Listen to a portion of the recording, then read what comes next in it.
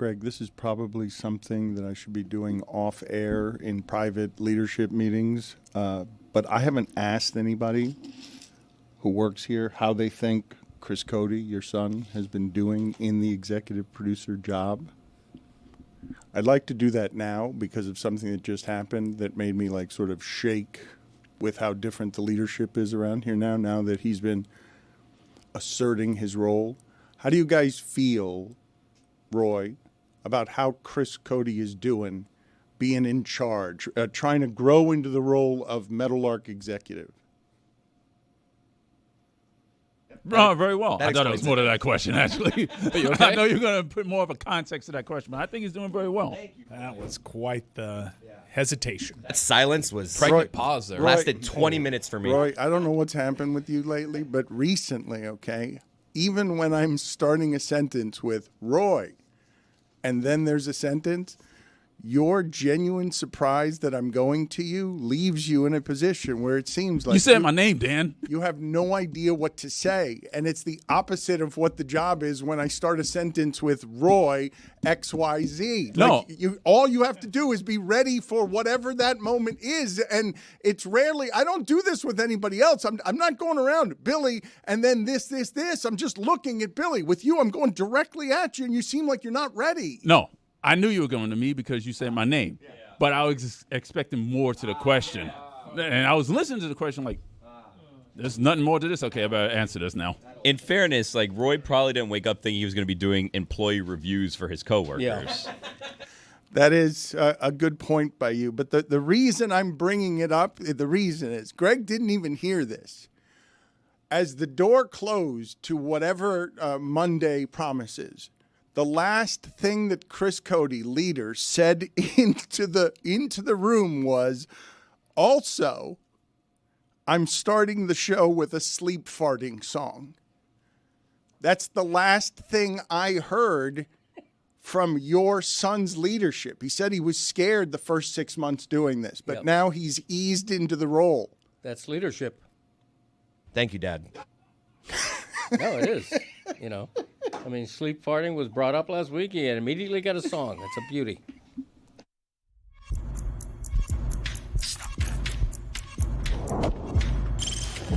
Stop that. Stop that. Stop that. Yeah. I hear him chat to the noise. Move too quick, can't stop for the talking. I hear him chat with the walking.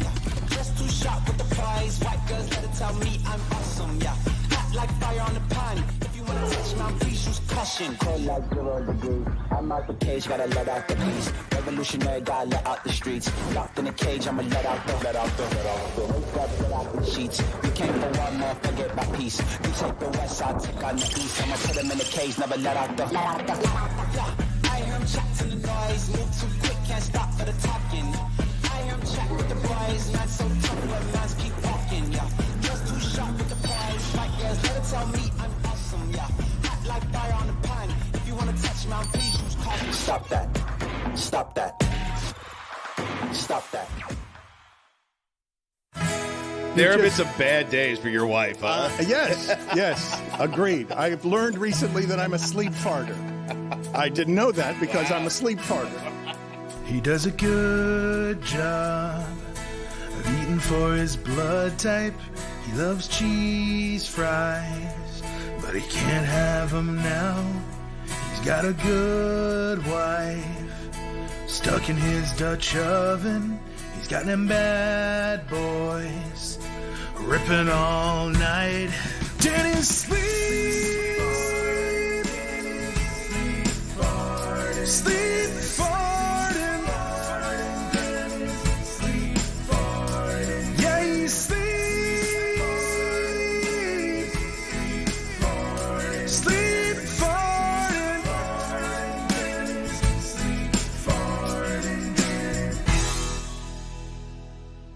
We have to be more mature than this. No, we don't. We can't be funneling funds musically to that. That can't be what we're doing with the media money. I want to ask Greg Cody because I'm thrilled that he's here. I'm always happy to see Greg Cody, lifelong friend, one of the longest friends I've had. Do not have many people like this in my life that have endured this long. He is a longtime journalist hanging on to the end of newspapers and the end of his longtime career, one of the longest in the history of the market. Why are you laughing? Just, the whole idea of me hanging on, by my fingernails. I'm over a ledge, but I'm clawing to keep from falling.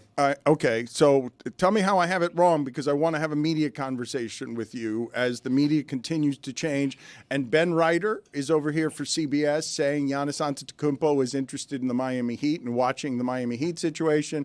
And over here, Udonis Haslem is saying on television, come summertime, Kevin Durant is leaving Phoenix. Reporting is changing. Information is changing. The way that people dissect it and who they give credibility to is changing. And I saw over the weekend that Mike Ryan broke the University of Miami basketball story. And I want to talk about changing media in your time, Greg, because there are very few information brokers out there whose information you feel like you can trust. I can name them, right? They're the handful of insiders where you're like, yeah, okay, I can believe that. But I don't know what to believe anymore. Is Ben Reiter credible? Because he is to me. Yeah, he's been around for several years. I know, but what are the measurements? If we're discrediting so much media, we're doing it larger outside of sports.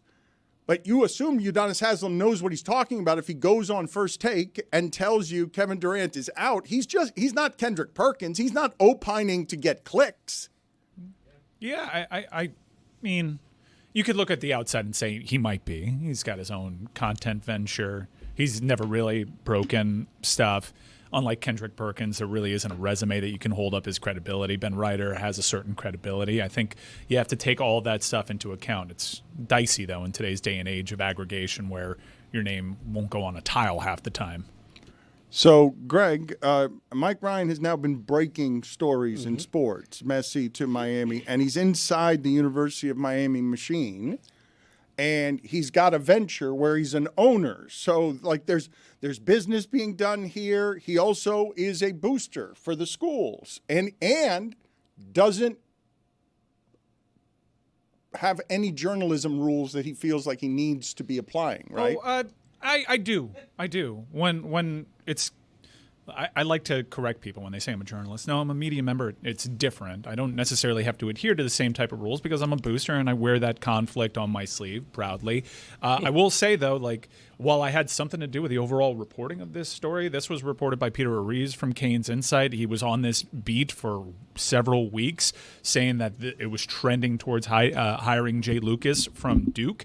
When it came to the actual reporting of this, Kane's Insight followed every single journalistic protocol, went over and above, because there's sensitivities here with this specific hiring. Look, Duke and Miami still play this season. We're not to the ACC tournament yet. It's not often that you see this type of announcement when the other coach is on a staff that actually has title aspirations. So there's some sensitivities here, and we were well aware of that. It became apparently clear that this story was going to get reported. We had already sat on it for quite some time. This was non-invasive. We made sure that all the parties knew that this story was coming out when it was.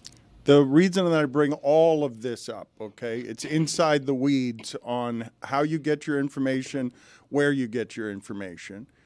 But before the show today, I heard the name Gary Furman. The bag? No, Billy, that's not helpful. It's not Gary the Bag. You know who the Bag is. Don't pretend like you don't know who the Bag is. I don't know who Gary Furman is. No, you don't Insult to know. the Bag. You don't know who Gary Furman is, and I'm about to tell you who Gary Furman is, okay? Please find a photo of Gary Furman for me. Gary Furman comes from the golden age of the Miami Herald sports section.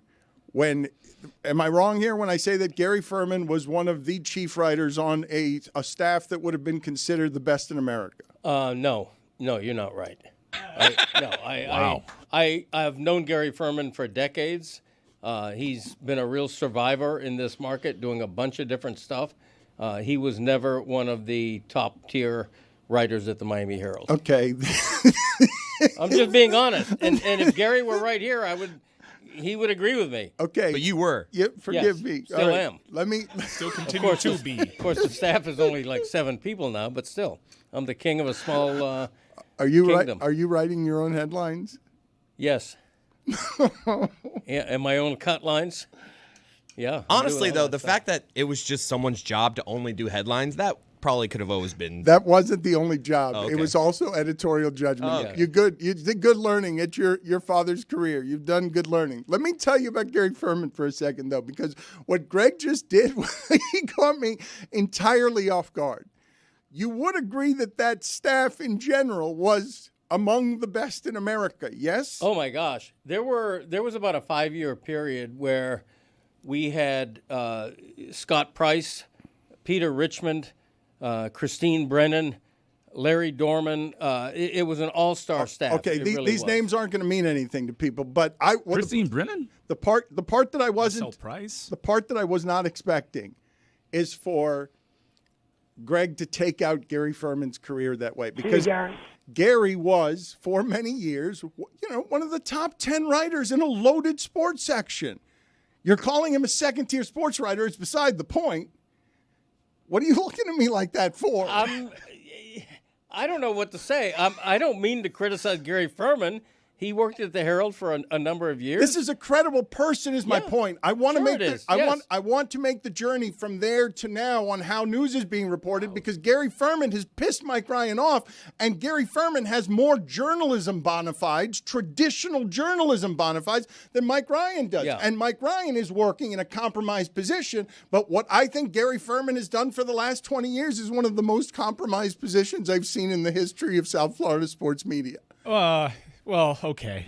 We're here now. What I didn't appreciate was Gary Furman saying that my company's reporting wasn't true, when it 100% is. And look, we've had 48 hours now for all the parties involved to deny that this is actually the case. It's not. Jay Lucas is going to be the next head coach. Gary Furman continues to push on Kane Sport that this story is not true. No offer is out there. But if you actually click the story, he even admits that he's doing the current athletic department a favor by not reporting this. So, like, the headline is clickbaity and it's going at someone's credibility who, like, when I actually put the journalism hat on, I'm not wrong. I'm very credible. You mentioned Messi. We mentioned we broke the Mario Cristobal story over here. I say I did that.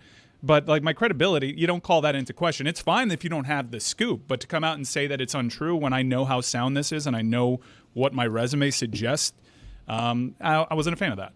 No, and you're right. You have credentials. You're a true UM insider who has inside sources, and I trust what you say regarding Hurricane sports. But this is standard operating procedure in journalism. If you don't break a story, if you get beat on a story, you try to impinge the quality of the story that beat you. That is true journalism? That's the way journalism operates. And I'll use a perfect example here.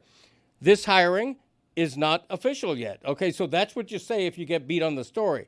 Okay, nobody on either side wants this story to come out right now because they don't want to interrupt Duke's March Madness run. Mm-hmm. Okay, so that wasn't the report that this is that this hiring is official. The report was Miami has selected its next head coach of the men's basketball program. It's going to be Jay Lucas. No, and that's 100% accurate. I was at the Inter-Miami game the other night sitting next to Michelle Kaufman, who covers about 3 different major beats for the Herald. She's in the middle of an Inter-Miami game texting Dan Radakovich and texting other sources about this story.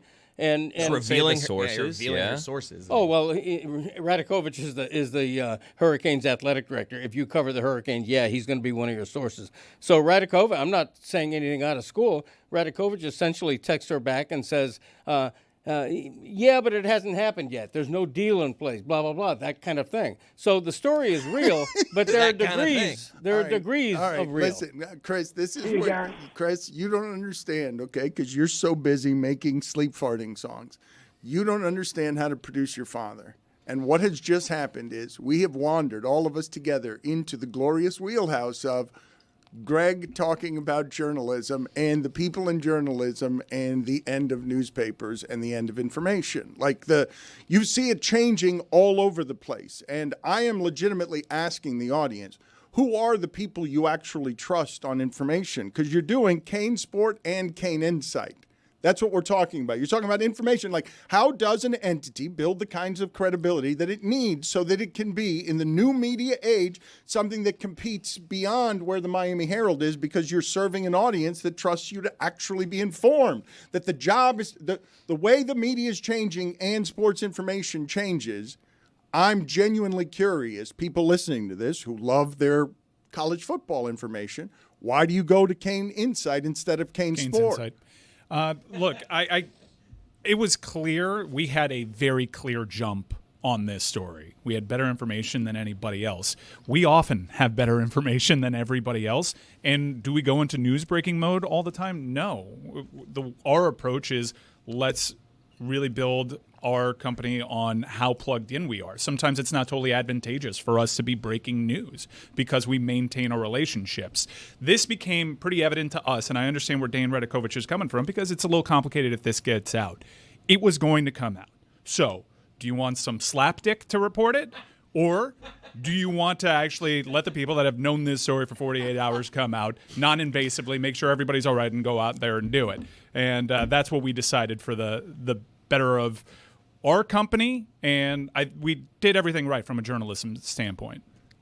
Slapdick, underrated as an insult. I haven't heard it in a while. He nailed it, though. The definition, according to Urban Dictionary, someone who doesn't know what the hell they are doing or what is going on, an idiot who never knows anything. All right. So, I mean, slapdick, I just hadn't heard that in a really long time. And I don't even know what it actually means, even though he just defined it for me. Like, what is it, someone who is slapping? Like, what is, I know what an asswipe is. You call somebody an asswipe, I know what an asswipe is. Coincidentally, the AP did report it about an hour after.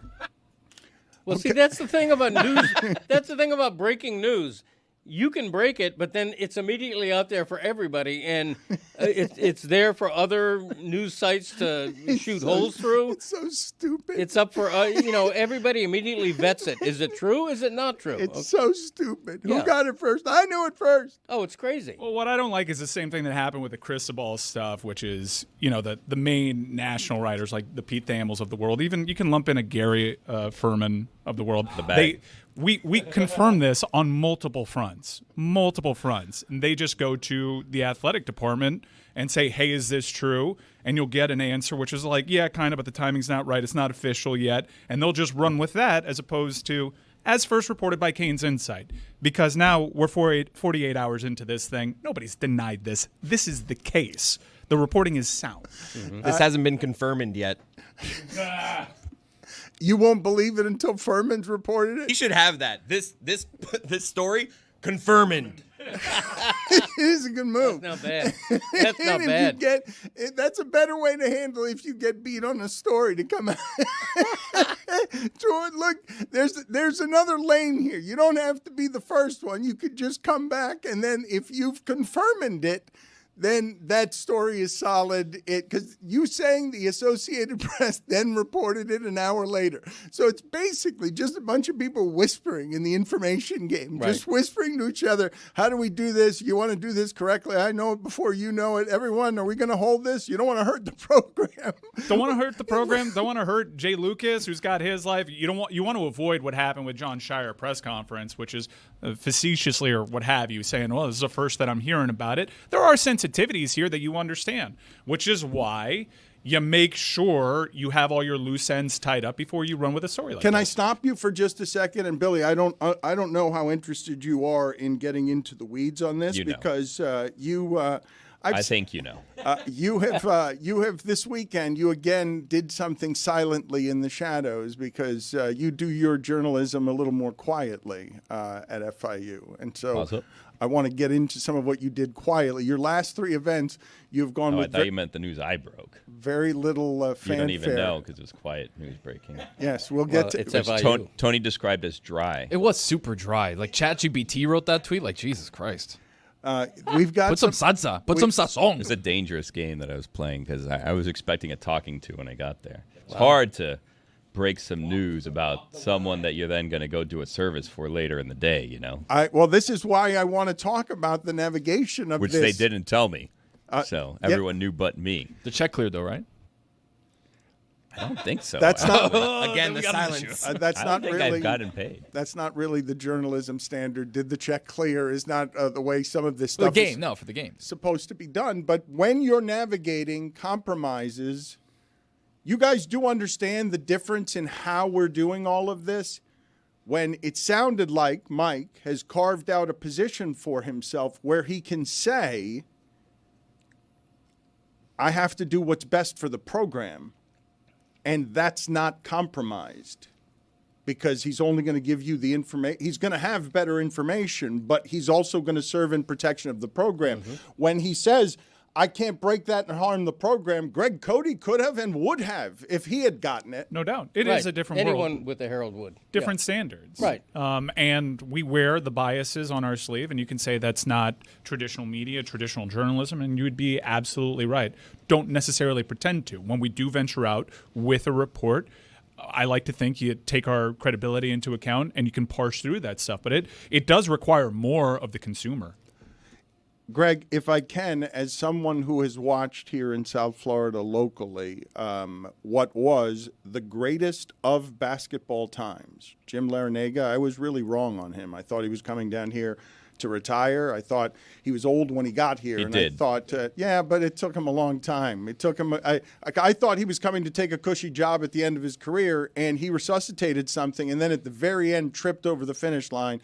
And what was enormous momentum, there cannot be a greater fall. I haven't been tracking all of college basketball than where Miami was for that brief moment to what it is they are this season when you're like, oh, my God, the wheels just blew off of everything Without there. sanctions, it's hard to find a comp. I mean, it's where you're just like, ooh, they took all of that momentum and did nothing with it. And not only that, they're now terrible. They're Awful. And so is this a good job? It's a rebuilding job. And what you've gotten is a coach who's a great recruiter, which right now is the game, right? Like it's the entirety of the game.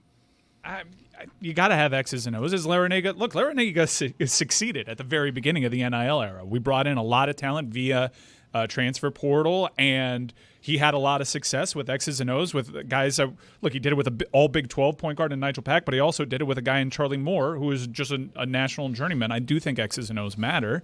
It's a delicate balance. And I think you can, in this upcoming hire, while Jay Lucas is a proven recruiter, you can question the X's and O's. And that's fine, but it doesn't matter. Miami is now banking on you can question the X's and O's. And all of the places where it's investing and spending, Cristobal is, you can question the X's and O's. That's not what it's going to be about here. It's going to be about, can you buy yourself into the game? They just did.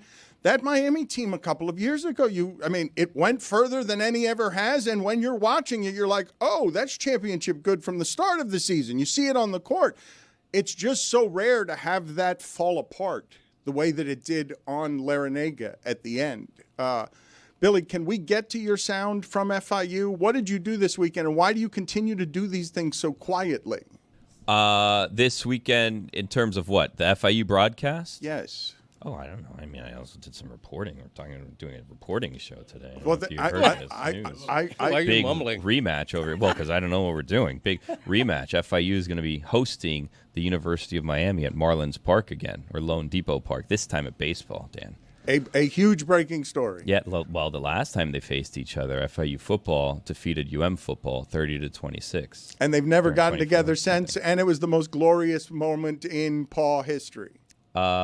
Yes, Panther history. Yeah, Paws up. it was a great moment. Unfortunately, they went on to lose. I think the 2 games that followed, and all momentum was lost. But for that night, what a magical night it was, and we're gonna relive that night. We're not March doing, 4th, but we're not 7 p.m. baseball. We're not doing when FIU baseball plays against UM.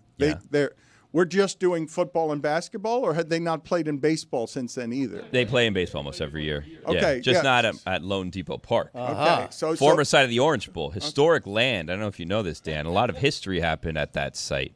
I want to break down Billy's tweet for a second because, again, I think ChatGPT wrote it. I don't even know how to use ChatGPT. I'm authentic, bitch.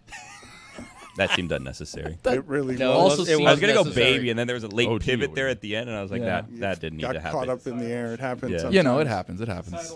That's showbiz, baby. All right, so the issue is this, right? If we can find the tweet somewhere, Billy, you got to go breaking all caps. Yeah. Right. You What went did I breaking. do? You went breaking big B. Yeah. Everything else small. So you kind of read it quick, and it's like, oh, this is kind of boring. I Yeah. don't care. The breaking news with all caps is like, whoa, wait a Oh, second. so what is Tony, this? you're telling him he's got to put some spice on it. And he Exactly. doesn't know how to properly. I meant to put a picture in it too of the Of football what would the game. picture be? The picture was going to be the football game after you celebrating on the baseball- fields. for a yeah, baseball tweet? Yeah, because that'd be funny. Oh my God. See, that would have given it some life. Yeah, All right, some so- sazón completa. So Gracias. did you get in trouble with anybody because you broke this news and they weren't prepared yet to have it broken as a baseball broadcaster for the team? Well, I was broadcasting that. That's my first game. I was broadcasting for the game was that night. So I was like, is this going to cause a problem for me later on today? Like, may this be a situation where I arrive and they say, no, thank you, sir. You can go home now. What are you doing out there?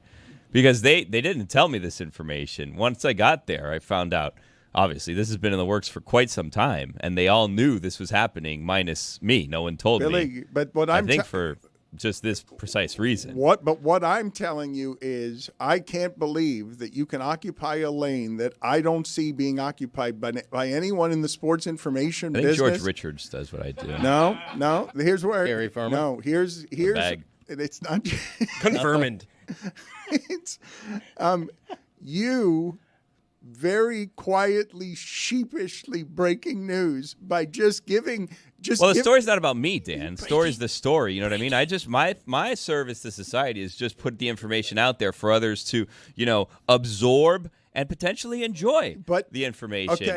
It's not about me. That's not what I did there. Billy, no, Just put it out there so people know. Yeah, Billy. Tickets available now, I think, maybe. I'm not sure. I didn't report on that portion of it. Greg, are you not admiring? No one is taking the understated news breaking lane. Put the tweet up here so that Greg Cody can read the tweet.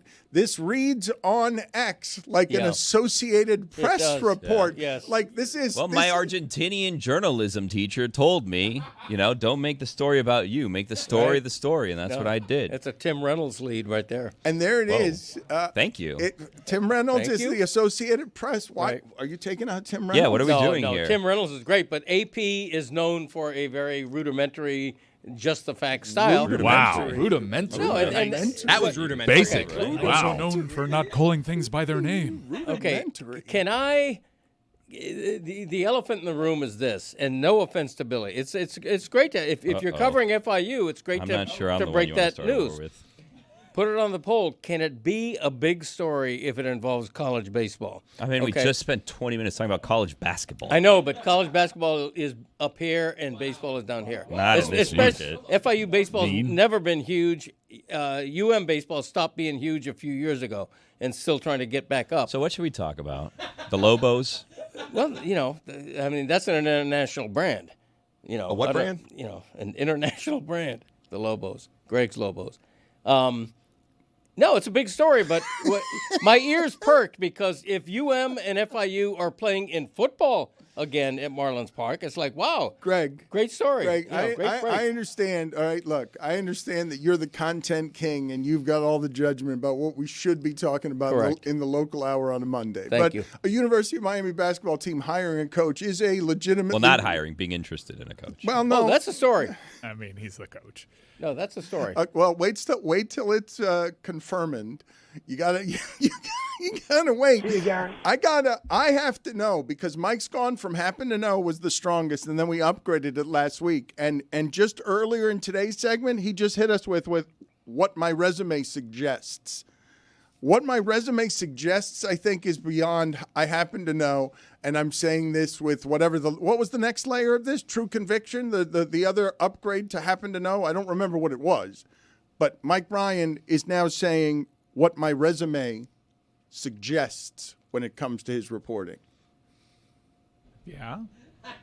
It'll happen. I mean, there's no question about And it. I aspire to be right all the time, as I usually am. Well, Thank you, pal.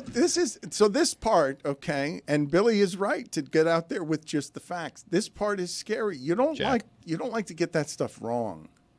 You You get it wrong one Furman time. apparently likes to. You get it wrong one time, and you shoot your credibility. If you get it wrong one time, and so a lot of people don't like the pressure of that. I don't. Because if you get it wrong one time, everybody else is mocking you for how wrong you were. Gary Furman reported John Gruden to the U, and anytime he reports anything, it's in the comments. See you, Gary. Let's not forget about my report that we're still waiting to see if the Bengals and Dolphins play in Spain. Because that's what my sources are saying. Once the schedule comes out, I might be 1 for 1. Let's get everybody involved. Roy, do you have a timeline for Matthew Tkachuk? Paul Maurice says he's going to return this year, but we don't have a timeline yet. Hopefully before the playoffs. This year, Jesus. Isn't your thing the slow report? But this one is like a very rapid, fast report that you've reported well before anyone else, and it hasn't really that was me. That was caught on yet. Like there's the slow report, and then there's me. Right. When I get out there, that is a real report. What date is this game? Because no one can tell me the date of this game. I asked. It's like they don't want fans in Spain. They don't know yet. understand. They don't know yet. No, they don't. Impossible. Isn't confirmand just another form of the slow report? If you're saying that the story's already out there, but it's not until he's reported it, and that makes confirmand the end-all be-all point. Are you guys alleging that confirmand is now the new slow report? Because Greg Cody is now, I'm telling you, he has just triggered a decades-old Miami Herald feud that only like 14 people are still alive to care about. He just took out, I'm not going to say Gary Furman's a Miami journalism legend, but he was one of the best writers on one of the best staffs. He's a legend. One of the best writers on one. You say he's a legend? And He is. He's a legend in that he's been around for a very long time. Yes. He's He's endured in this market. It's a mix. It's not. He's not a Mixed compiler. degrees of accuracy. Yeah? What did he do with the Herald? What did he write? What did he cover? Do you remember? He's not a compiler. Here's what I'll say about Gary. He's always been around. Greg. Yeah, what did he cover? Do you remember? Greg, why are you? How memorable was it for you? What did he cover? Why? You remember? Greg, do you remember? Greg, No. Greg, he covered. That's my point. Greg, he covered the University of Florida. He covered a lot of college baseball. He covered the University of Miami as one of the secondary beat writers when that was one of the biggest beats in town. Yep. You're One of Yeah, he the backed up Jim secondary. Martz for a couple of years, for sure. Foul owl on the prowl. If there's Jim more Martz, than one, my mentor. If there's more than one secondary beat writer, can you That consider Edwin yourself Pope was your mentor. a secondary? Well, he's beat my writer? major mentor. Is he Yeah, a minor tertiary mentor? beat writer? Major and minor If there's more mentor? than one, you can't be. Secondary mentor? Yeah, I can't. There can't be Tertiary? 4 secondary beat writers. Right. Gary Furman backed up a couple of very important beats. He was an all-purpose guy. He was somebody who was top 10 on the names on the sports writers who worked for it. He took a shot at my credibility. So Yes or no? Who's the Greg? best backup quarterback ever? Top 10 on the staff? on that staff? Maybe he was for a time. Trent Green? You have Trent Green, the best backup QB ever. Don't pigeonhole me as criticizing Gary Furman. I just think a little bit less of his career than you seem to. Gerback. Gerback. How many years did he work at the Miami I Herald? have no idea. Take a guess. I'm going to guess 10 years. Including part-time? If 10? you work I don't know. if you work 10 years at a newspaper, is that not enough to give you some credibility? No doubt. No doubt. Is Steve Young a backup quarterback, or was that always like the plan? I mean, I guess Brady was a backup. Aaron technically. Rodgers, backup quarterback. Yeah, like it felt like they acquired Steve Young, who got off to a rocky start in Tampa Bay, to one day be the guy. So to call him like one of the great backups, like this is a guy that was drafted high. I wouldn't do that. Well, but he was the greatest backup ever. Steve Young to Joe Montana sat on the bench for a couple of years when everyone knew he was good enough to be one of the top 5 starters in the league. He is Not a backup. Not a backup. He would be universally considered the best quarterbacking backup that there has ever been. How would it not be Brady by your math? Yeah, You at can't that call point, him a backup. No, you can't. If you're acquiring a guy to one day replace a guy, that's not really Yeah. backup. We're talking like Scott Tolzien's. No, but this and Steve Young at USFL wanted him. Like everybody, he was a can't miss player, and it didn't even make sense that he was backing up Joe Montana. Therefore, you cannot be one of the great backups because Right. that's not your story. Right. I get my backup when you talk about him being a backup. Nobody thinks of Steve Young as a backup quarterback. Nobody. He's in the Hall of Fame. That is correct. But when he was a backup to 2 or 3 years to Joe Montana, when Chris is bringing up Tom Brady wasn't a backup. What What do you mean? He was Drew Bledsoe. No, but Tom Earl Brady Morrall's was. a good example. What about Aaron Rodgers? No, Thank that's you, a Billy. Steve Steve Young. Martin also. That's a Steve Young and Martin classification. We're talking about Earl Morrall. Yeah. Yeah. Earl Morrall, the crew cut. Don, what's his name? Strock? Yeah, Don Strock. Don, what's his name? Yeah. Well, that's Ladies a and good job gentlemen, at it, that is Tony. the legendary expertise Tony. of Greg Cody. Gotta pick up my boy. Don, what's his name? It took me a minute. Yeah. We love Don Strock. That's okay. It's quite all right. Another FIU guy. Yeah. This took out Gary Furman. Yeah. Why did you guys wake up today to fight with Gary Furman? We did not take out Gary. No, my He dad I did. didn't. I didn't. You keep. You said, saying- do you remember anything he No, wrote? Greg. True first blood. Greg. Jeff Hostetler. Greg. He was a jack of all trades on the Herald sports staff. He covered high schools. He covered this. He covered that. He covered that. I don't think if Gary Furman's sitting right here, I'm going to insult him by saying you weren't one of the big stars on the Herald sports staff. Hostetler won a Super Bowl. Ooh, is it Nick Foles? Nick Foles. Aaron There it Rodgers. is. There it is. Nick Foles. Tom Brady doesn't count as a backup. No. Doesn't count. Nick Foles But does. Steve Nick Young Foles does? does, though. What Nick do you- Foles what Foles has a do you do? statue. Tom Brady was his rookie year, and he only threw 1 touchdown pass. You didn't know at the time that he was a special backup. Even when they won the Super Bowl, you didn't know if he could play quarterback well for them. He was just – Wouldn't that make him more That of a makes him backup? more of a backup. Your argument that Steve Young was like this big prospect, makes Yeah. him less of a backup. This is a good shout. No, it's he didn't ridiculous. have sustained excellence as a backup because he was so good as a starter. I This would, has to be a guy that was like, backup is my job and identity for a decade plus. Nick Foles. I don't understand how it is that Greg Cody doesn't think that he's taking out Gary Furman, because I don't think that Greg knows the weight, okay, of Now his – you're making fat jokes? No, of his old – Dan. Dan. Come on, man. It's Monday morning. I don't think Greg Cody knows the weight of his old man columnist wags a finger at colleague, because he jarred me the other day when he just said of Billy Corbin, that guy's a jackass, on the air. And when he says of Gary Furman something that sounds disrespectful to me as a colleague who was your peer for a while. Right. And you're very My colleague. Yeah. Come on. you this is as harsh as I've heard. This is as harsh as I've heard you be ever about Okay. a colleague, a fellow writer. I can't think of somebody you've ever talked about this way publicly. Okay, first of all, I'm a very honest person. When I call Billy Corbin a jackass, what I mean is he's been a jackass to me. He doesn't like me.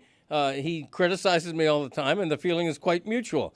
In the case of Gary Furman, the first thing I said was he has been a survivor in this market, and I give him credit for it. He's done a little bit of everything. He was the PR guy for the Honda Classic up in Palm Beach for years. Can I get 4 tickets? And so he's done a little bit of everything in this market. He's still going strong. I admire him, but I'm going to draw the line if you're trying to tell me he was one of the top star writers at the Miami Herald. He wasn't. Okay. I mean, he was a starter on a loaded team. Okay. He's like a middle relief guy. I mean, he's being disrespectful. I don't think he's so. I being think nice. look, you spoke for yourself there eloquently. Thank you. I am not crossed on your message. Where do you put yourself on that staff? Like when the rankings, since you've clearly done this, you've got tiers of how good these Yeah. people are. Yeah. You named Tears of a clown. Smokey. Look, at that time, I was the guy looking up to all these stars. I was not Peter Richmond or S.L. Price, Scott Price. You were Mulder though. That was a great rotation. It was was. like we have 3 number ones. No, it was terrific. It was absolutely. Or were you Hudson? I'm blessed to have worked on one of the great writing staffs in the history of American newspapers. I wasn't the star at that time. I Grant was Wall working my hanging way up. around. Grant Wall was hanging around that. Grant Wall was there. Yeah. Look at that. Yeah, he's in the Furman category though. Grant Wall. Yeah, Grant boy. Wall was see, never. no. He's not around to defend him. Grant Wall was never Rest in a star power. at the Miami Rest in Herald. power. You're just judging him on Rest like what he in did at the power. Herald.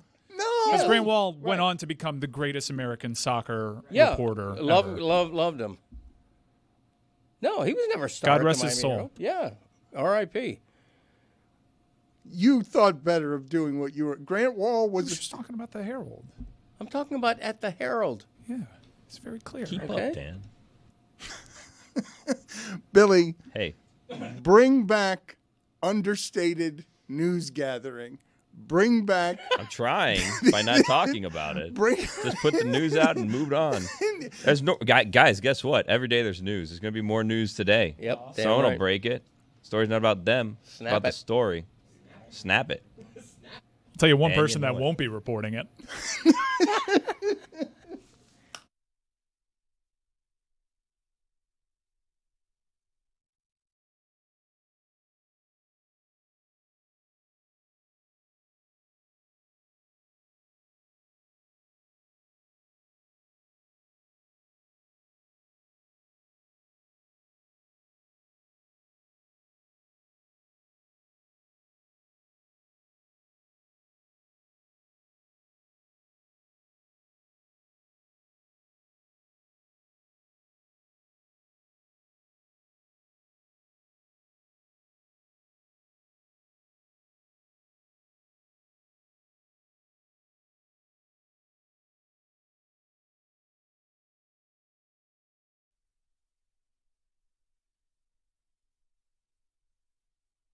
We did have some leftover All-Star discussion, right? Because I talked earlier in the week about the NHL and their sort of successful Four Nations event, which took over for their All-Star game. They didn't have an All-Star game this year. It has been a great event, but there's this sort of narrative being built, like the NBA, because it happened on the same week, basically, the NBA versus the NHL.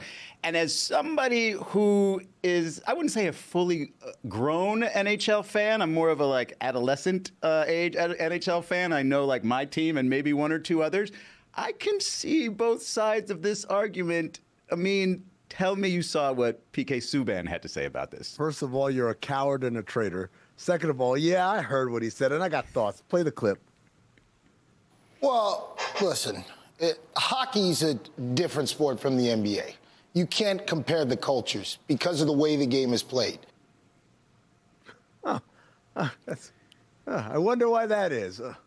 Tell me more, PK. You can step on an NBA floor and go through the emotions. You can't do that in hockey. You can't do that in hockey. Well, you can do. What else can you do in hockey that we can't do in basketball? You have to play it with passion. You have to be willing to fight. You have to be willing to leave it on the ice. Fight! That's the thing you can do that we can't do. That's the thing they legislate out of our sport because America is scared when the black guys are fighting. Oh my goodness, we have to protect the children. But when the hockey players do it, it's, yeah, they're passionate. So for us, when we charge $1,500 for a ticket to come to fans know what they're getting. There's a hockey ticket that's $1,500? Who's paying that? It's based on the pride, honor, playing for the guy next to you. Yeah, right. So like playing for your country, you mean, right? Putting on your country's colors, playing against another country that, I don't know, that the president of your country may have called a 51st state and causing the fans over there to boo because of things that have nothing to do with your sport. Let me put that down for our All-Star weekend. I haven't sat down and watched the NBA consistently since Kobe. Bro, I haven't watched the NHL since Since pre-COVID. All right, look, I feel like PK Subban might have had a few good points there, but he sort of let this sort of flesh out a little bit on the Dan Le Batard Show yesterday. So let's hear him out for a second. The hockey culture itself, it's always protected the team aspect of the game. And ultimately what that is the players, coaches, everybody that is in the game, no one thinks they're bigger than the game. I think we were put on a platform. This Four Nations tournament has been such a huge success because the players, first the league put the structure around it, and then the players The players showed up in a big way and have showed up in a big way, and they've earned it. And anything that we're getting right now is all earned, and it's earned on the backs of the players. It is relatively true, Amin, right? Oh, you made a good point. All right. He got your ass. Look, he clearly has a good point. I mean, that is first of all, this was sort of it's like jumping into a rivalry. You're creating an event out of nowhere, but you're just including like Lakers and Celtics at their prime. Like, of course, it's going to create all of this heated situation. It's going to be U.S. versus Canada. It's going to be fights and all that. But the thing is, if this was a regular All-Star game, if they didn't do this whole new event, which, by the way, is what the NBA was trying, right? A different type of event, it wouldn't have been this successful. They wouldn't have been fighting. They would have scored 1 million goals, and you would have said, all right, let's get ready for the second half of the NHL season. So it just so happens that they have this device available to them, that they completely got rid of the All-Star game, which is what people in the NBA want to do. Not going to happen. Yeah, that's what you had to do to make this work. Am I right? This is my favorite thing. Mike Ryan brought this up. Or the Four Nations Cup or whatever, and this NBA All-Star thing is a gimmick. This was about a month ago, maybe even more. And I looked at Mike Ryan and I said, yeah, this is a gimmick, right? What the NBA is doing. He said, yeah, it's so silly. Where do they get their ideas? Like, yeah, I said, they got it from NHL. The NHL did this exact format like 6 or 7 years ago. I know because I was at the damn game. I am legitimately surprised that Greg Cody, and I'm sorry to belabor this, has taken out Gary Furman. I know we've spent too much time on it. I have been knocked over by a South Florida legend being less than respectful to somebody else who is another South Florida media legend. And I happen to really admire in this business, in this town, the survivors. The people who could get to the very end of their careers, outlasting their businesses by evolving. Greg, what do you think the perception of you is amongst the writers? Because you seem to not have a very favorable one of many of the writers, and I'm wondering if this is just like a writer thing or if it's like a uniquely you thing. Like you have problems with the Furmans, the Hydes of the world. Like, is this just a normal thing amongst all of you disliking each other, but also saying you respect each other? Or like, are you the one that has a problem with everyone? Billy, I don't know where that's coming from. Dave Hyde and I are good friends. I think Did he come to your 70th? He was invited and couldn't make it, and he told me why. But he was invited, and I think he's a wonderful columnist. I think he's really, really Billy, good. what are you accusing? Dave Hyde's not a good representation. What are you accusing Greg Cody of I'm not here? accusing anyone of anything. I'm just asking the situation because I think... You don't know whether Greg Cody is liked by his colleagues? I don't know whether I'm wondering he is if either. they would say the same thing about you, and this is just kind of how you guys hang out. You know what I mean? I'm not critical of anyone in this market. Not since the days of Charles Bricker have I just actively not gotten along with anybody that I fraternize with. Chris, didn't you talk to Bricker recently? Yeah, they were reintroduced to one another on the air. Can you please get that for me? Please don't. Please get that 40-minute segment in its entirety. I think that this thing is the funniest prank we've ever pulled on Greg Cody. It really is. It was great because I legit was buying it until about halfway through. You guys should release. He gets that. a little lippy. You guys should It's earmarked for a supercut on the oral history. Just release it separately. Just let somebody listen to 40 minutes of that if they have not heard Greg Cody being introduced to his old rival Charles Bricker. The thing that I wanted to theorize though with you, Chris, because I don't think you actually know your father here, and I think it insults him to not know him here, that you and your brother have taken so little interest in the thing he cares about in a career. I think that one of the reasons that he is regarding Gary Furman as lower on the food chain than I do is because Gary Furman was a very workmanlike writer. He was kind of like Barry Jackson, where he was nuts and bolts information. And I believe that Greg Cody thinks himself something of a poet and judges other writers only there. who's a better writer than me or who's a good writer, who's got touch. I think it's the thing he admires most. I'm theorizing on his behalf, but I think that's probably one of the things that he does because he really loves the craft of writing. Chris, what do you think is the worst insult you can give your father if you're writing him a nasty letter at the Herald, the way that people used to do? Like, what do you think is the single worst insult that you could give your father that would hurt him the most? Doesn't show up to the games. Lazy? Yeah. That's not your opinion. No. No, he that's asks what you, writers like, might. how would you hurt your dad? Yeah, I would think like I always see him at opening day in the playoffs. Like that's the only time Greg shows That's up. fair. That's a fair criticism. You haven't been to the Fronton since you almost died. That's fair. That's by choice. I It's don't want traumatic, to. though, yeah. For me, I don't like. I was Dad. Yeah, nobody ever breaks news on your highlight team. Why is that? Is it a tight-lipped? We do it like Billy. franchise? We do it quietly. Come Yeah, around okay. and I think give the you a worst scoop. insult is that you call him a shitty writer. For sure. Yeah. Yeah, that At seems, what you That do, seems very shitty. specific. Seems yeah. pretty You're bad. terrible No, at your job. not- is- not- yeah. you No, are no. shitty at your No. occupation will always stick. No, because he was a reporter for a long time. I'm talking about he's making a distinction between reporter and writer, I think. I think he's making all the people he's talking about as legends at the Miami Herald were people who were they were poets. They were great writers.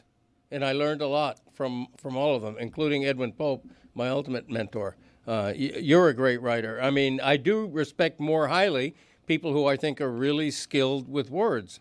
I respect that more than I respect breaking a news story. I just do, which probably speaks ill of me and is a reason why they, shunted me off to be a columnist because I wasn't that good as a beat reporter. Might be. I haven't tried my hand at really skillfully trying to write. It seems very difficult. The breaking news beat is a very difficult beat. It's all entirely. consuming. No, you're right.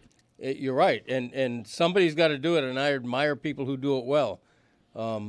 It's very difficult, and I never had a knack for it. I was never somebody who was gonna chum up to people I was covering and become friends with them. Back in the day when I was covering teams as a beat, I did that a little bit, particularly with the Dolphins, more so than the Canes. But I just never liked it. I never liked waiting in a half-empty locker room for a 20-year-old kid to come out hoping that he might grant an interview with me. To me, that was demeaning. That was a part of journalism. That's I the didn't job, like. though. Yeah. Like you move past it or something. That is, you say that's the job, but that's the distinction I'm making when I say if you say he's a shitty reporter, he doesn't care. He was. But if you say he's a shitty writer, you've insulted him at his core because he knows he's not. Right, and I know better, but it still would hurt to hear it. I'm sorry, Tony. The people kind of decided, though, in terms of public lore, the breaking news people have it. Mm-hmm. The great age of columnists kind of went by the wayside Right. with newspapers having happened what happened. Yeah, now we all have podcasts like the Greg Cody Show, but Who's on this week? But I'm going to argue that the columnist should be more coveted than he or she ever was, for the simple reason that news is breaking everywhere now. Udonis Haslem might break news. Somebody in a tweet, some athlete in a tweet might break news. It's not just coming from mainstream media anymore. And so the columnists that you enjoy reading, who can make you smile, make you laugh, make you think, I think there's a value there that is beyond breaking news, in my opinion. Then again, I have a vested interest. Greg, I'm absolutely 100% in agreement with you. And all respect to Gary Furman, that's his name? Yeah. I just learned about Gary Furman today. I had no idea who Gary Furman was, obviously, but I come from a different generation of Miami Herald writers. I have a specific way that I know who a Miami Herald legend is. Dan, you're a Miami Herald legend, clearly, obviously. Greg Cody, you also. The way that I know. But if Furman was here, what would you say to him? I'd give him the same thing, right? I'd tell him exactly what I'm going to tell you guys. When I go to Flanagan's and I go to take a leak in the urinal, if your face stares back at my hog, Furman's name has been there, but not his face. I've never maybe seen on his a face. Saturday morning. Okay. Maybe on a I've Saturday never morning seen with a Furman's college face football notes staring at column. my hog This at is the the urinal. standard. I get my dad's face photoed to me once a week. Staring? Somebody at Flanagan's. Exactly. That right. is the standard. Can you imagine? I want all of you, Chris most of all, to fully absorb what your father's legacy is. It's weird for me when I'm there. Staring at my hog. Flanagan's bathroom. I've seen it before. Over the urinal. Look, that's a back in my day. Back in my day, you'd put a newspaper over a urinal and somebody knew what that meant. That meant that columnist mattered in this town. Nowadays, it might be the column from last week. You know, might not be up to date, but it's going to be there. Braves, Tigers, split squad. Oh, baseball's back. 12-8. 'Tis the season. Tony, that is excellent work by you. That is the gold standard for where journalism matters. Over the urinal. Put it on the poll, Juju, at Le Batard Show. Is over the urinal at Flanagan's the highest journalism standard? In closing, the only issue that I have with Gary Furman is that he took out Peter Ariza's reporting, which was credible for several weeks. This was an airtight job of reporting by Kane's Insight. To come out and say that it's untrue when you're the person that reported John Gruden to Miami, not me, is not a great look. Okay, enough, please. And it's my fault. I know it's my fault. Let's move on to something I did not think we'd be discussing in 2025. A-Rod winning again. Just A-Rod always in the middle and the center of some strange sort of fame currency that, look, man, this is hard to do. And I will tell you that I've had a conversation with A-Rod about dating Madonna and having the conversations with Madonna about how you keep yourself relevant and growing through fame as old people become discarded. A-Rod's ability to be in the center of things and now really climb into ownership in a place that has him making a half-court shot. Is he wearing a suit in this clip? Because he's almost always wearing a suit, and there it is. Bank. Yeah, This also, that's good form. by the way, for clarification, this was at Bucknell because he, I believe, had like a meeting or a speaking engagement there. So like, this isn't even the basketball team that he owns. This is just he was randomly at Bucknell and he was taking shots on behalf of scholarships for a student. You can make the argument and with not get a lot of rebuttal that A-Rod is the biggest and most important athlete in the history of South Florida.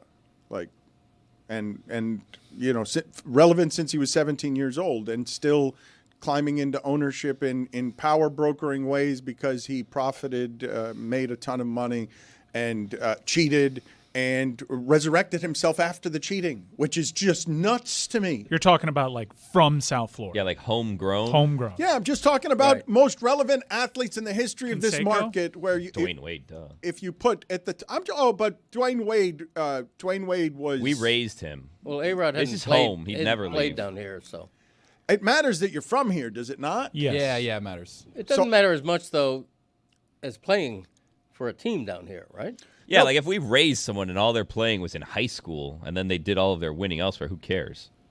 I wouldn't say who cares, but to Billy's point, it's that's why I put a little asterisk by calling him the most influential. Well, but wait a minute. What's the asterisk that you're doing? Because by your standard, then Mike Lowell would be more relevant locally because he went from somebody who won a championship here, right, for this region and being from this region, than A-Rod, who wants to be about this region so much that he pays millions of dollars to put his name on the college baseball stadium, wants to be known as from the hood in Kendall, and is somebody who is trying to imprint South Florida for the world, right? Mm-hmm. Like he's proudly from here. You can't say that about Dwayne Wade. All right, the guidelines are you have to be born here. Correct? Not born here necessarily, but just your athletic prime. Because A-Rod wasn't born here. We saw you grow up. We saw you grow up. We saw you in our high schools. We saw you in 8th grade. Yeah, that's People right. were whispering about you in the streets. I've got a good one that plays a lot of different categories. Frank Gore. It's a good one. Yes. Played high school, played college. I mean, he's a Hall of Famer, pro. but when I say to you, I'm sorry, is not something that who's second place Well, Lamar here? Jackson. Lamar Jackson. Yeah. Two-time MVP. South Florida. What was that sound, Billy? Well, I mean, we're still trying to figure out the rules. If they didn't play here professionally, then is that part of it or is it not part of it? Jose Canseco never played here. The rules are you from here? And then what did you do? And you guys are saying you have to have won in Miami, which would disqualify A-Rod. Not the Tri-County area. We're not talking about Palm Beach or No. Broward. We're What if talking you- straight up Miami? What if you live here on your spare time Yeah. No. while Good you're point. doing the winning elsewhere, like the No. Williams sisters? Okay. How about Mike Lowell? I already said that. What? You don't want Tony. Aaron Rodgers? Tony, God damn it. Okay. The Rock is a good one. The Yeah, Rock what about is a The great Rock? one. How about Even The though Rock? that was Yes, confusing. Dwayne Johnson. Did it at the U. Yeah. Oh. That's a champion. Minor penalty, 2 minutes for not listening.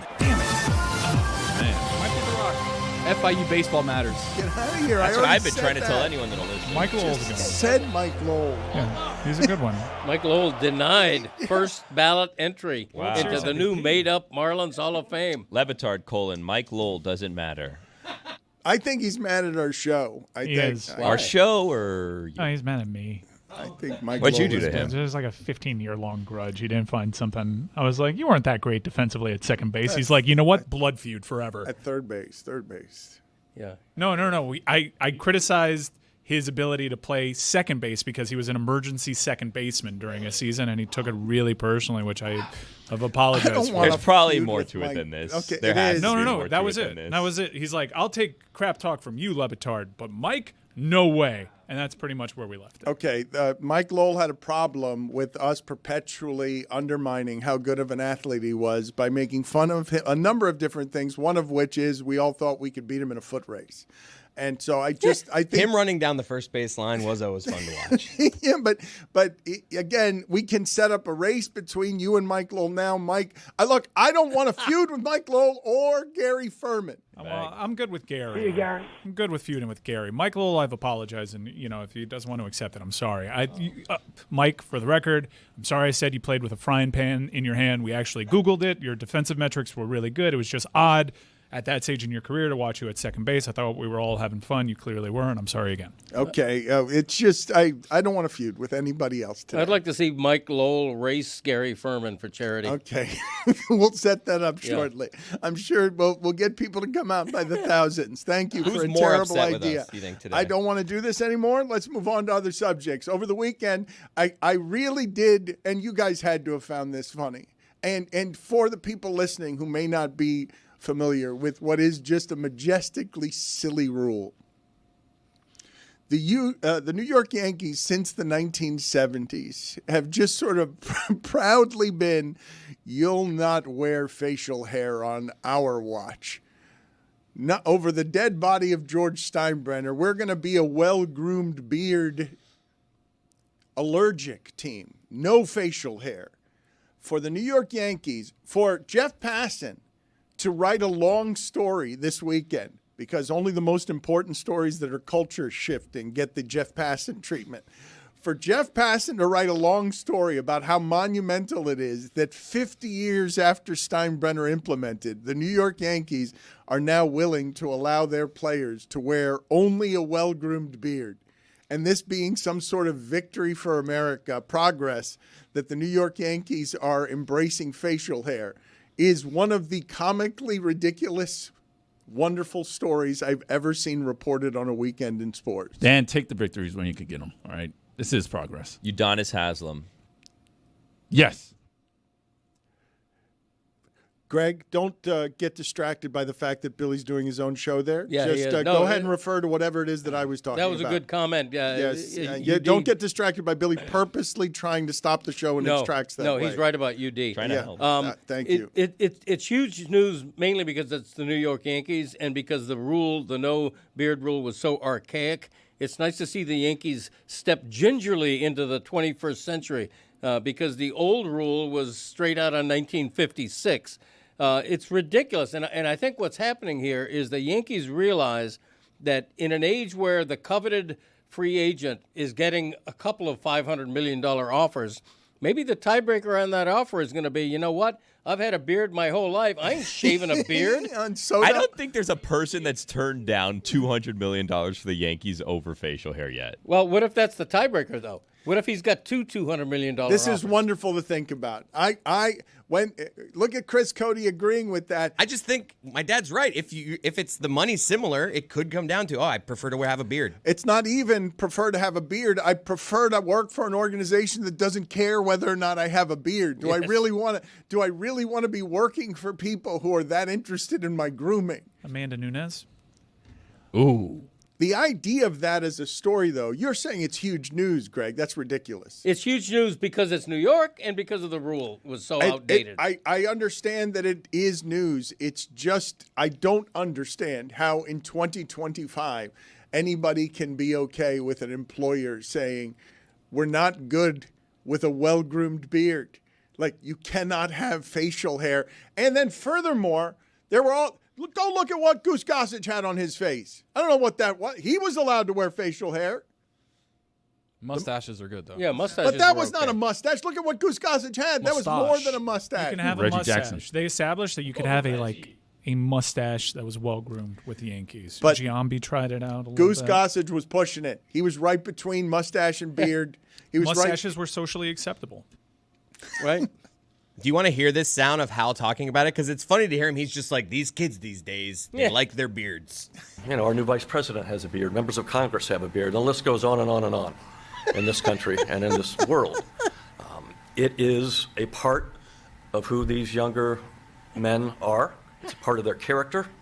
It's a part of their persona. I did make the decision that the policy that was in place was outdated, and given how important it is to that generation, and given that it is the norm in this world today, that it was somewhat unreasonable.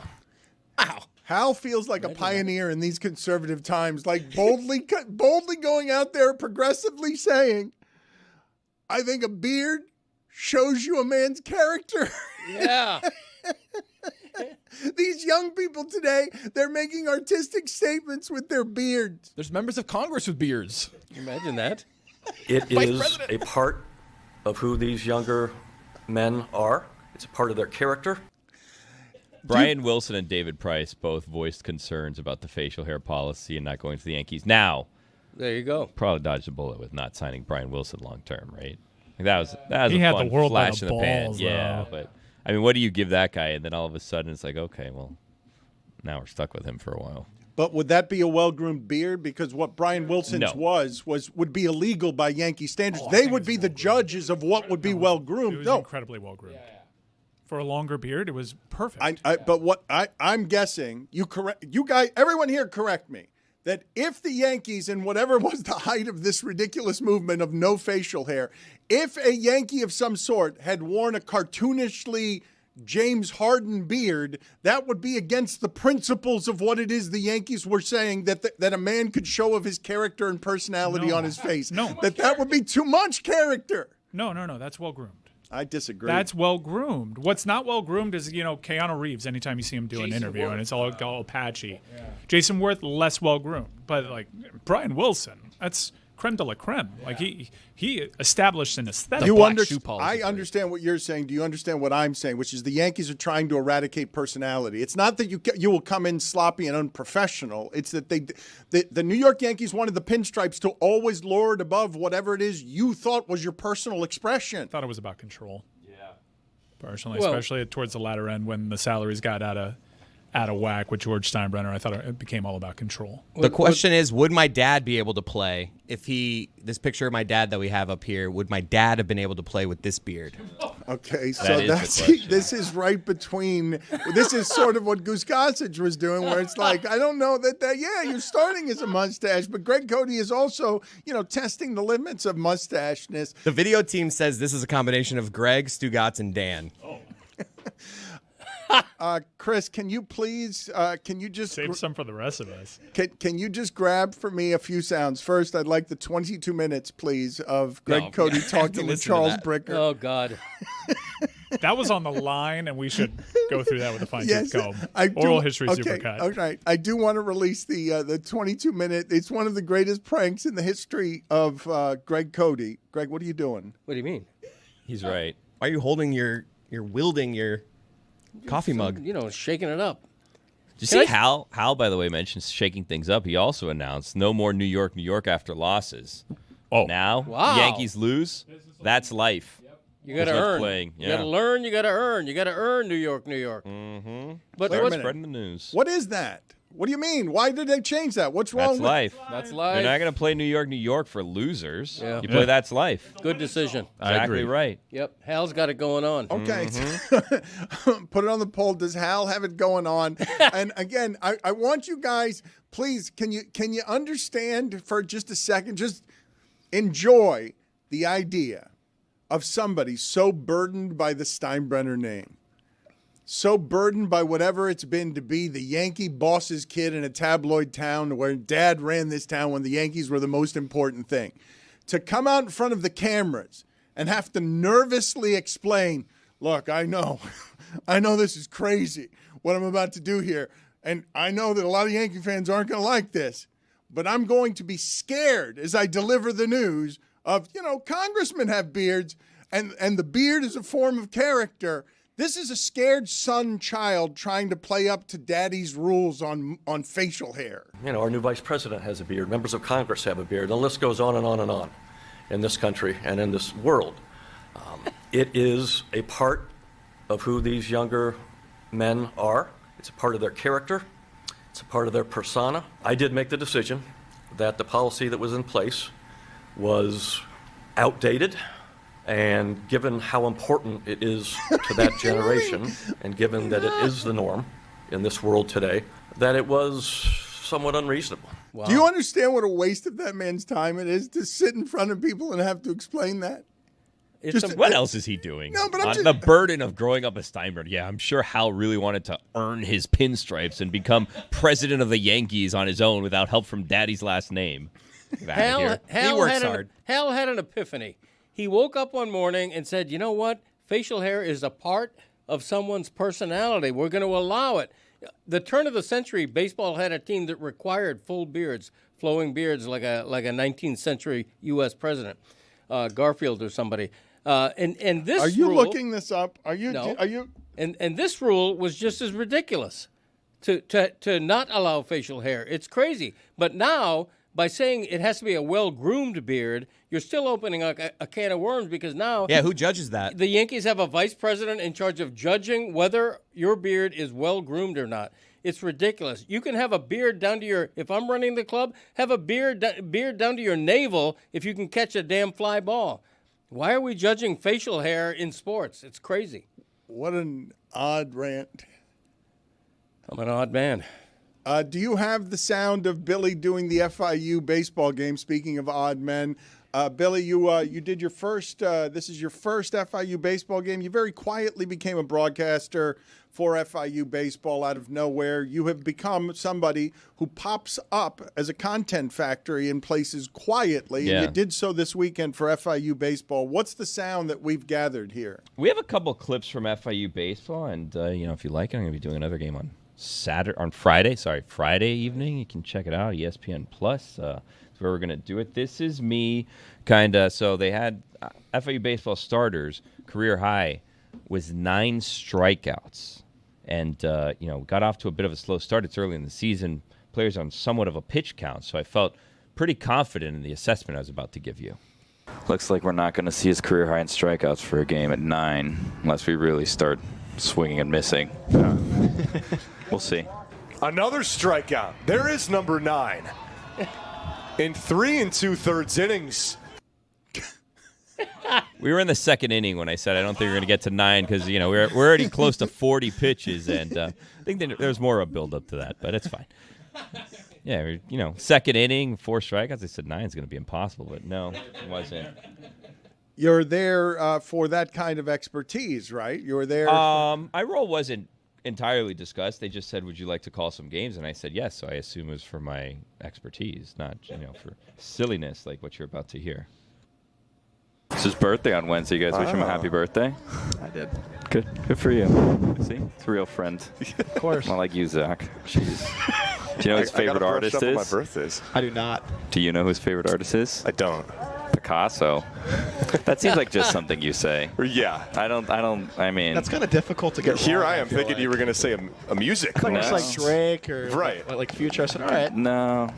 I mean, What other information do they give you that? he loves a good burger. Who doesn't? Tell you that Don't we right all? now. Loves a good burger. Shout out to Burble right down the street. I I don't believe that he loves Picasso. This just respectfully to Jaden Bishop. I guess we're going to have to ask him. You calling me a liar? I just want the full scoop. I could just make stuff up and you wouldn't know the difference, right? You just assume I'm reading it from something. You want to guess his favorite artist? It's not Picasso. Music or That's your painting? hint.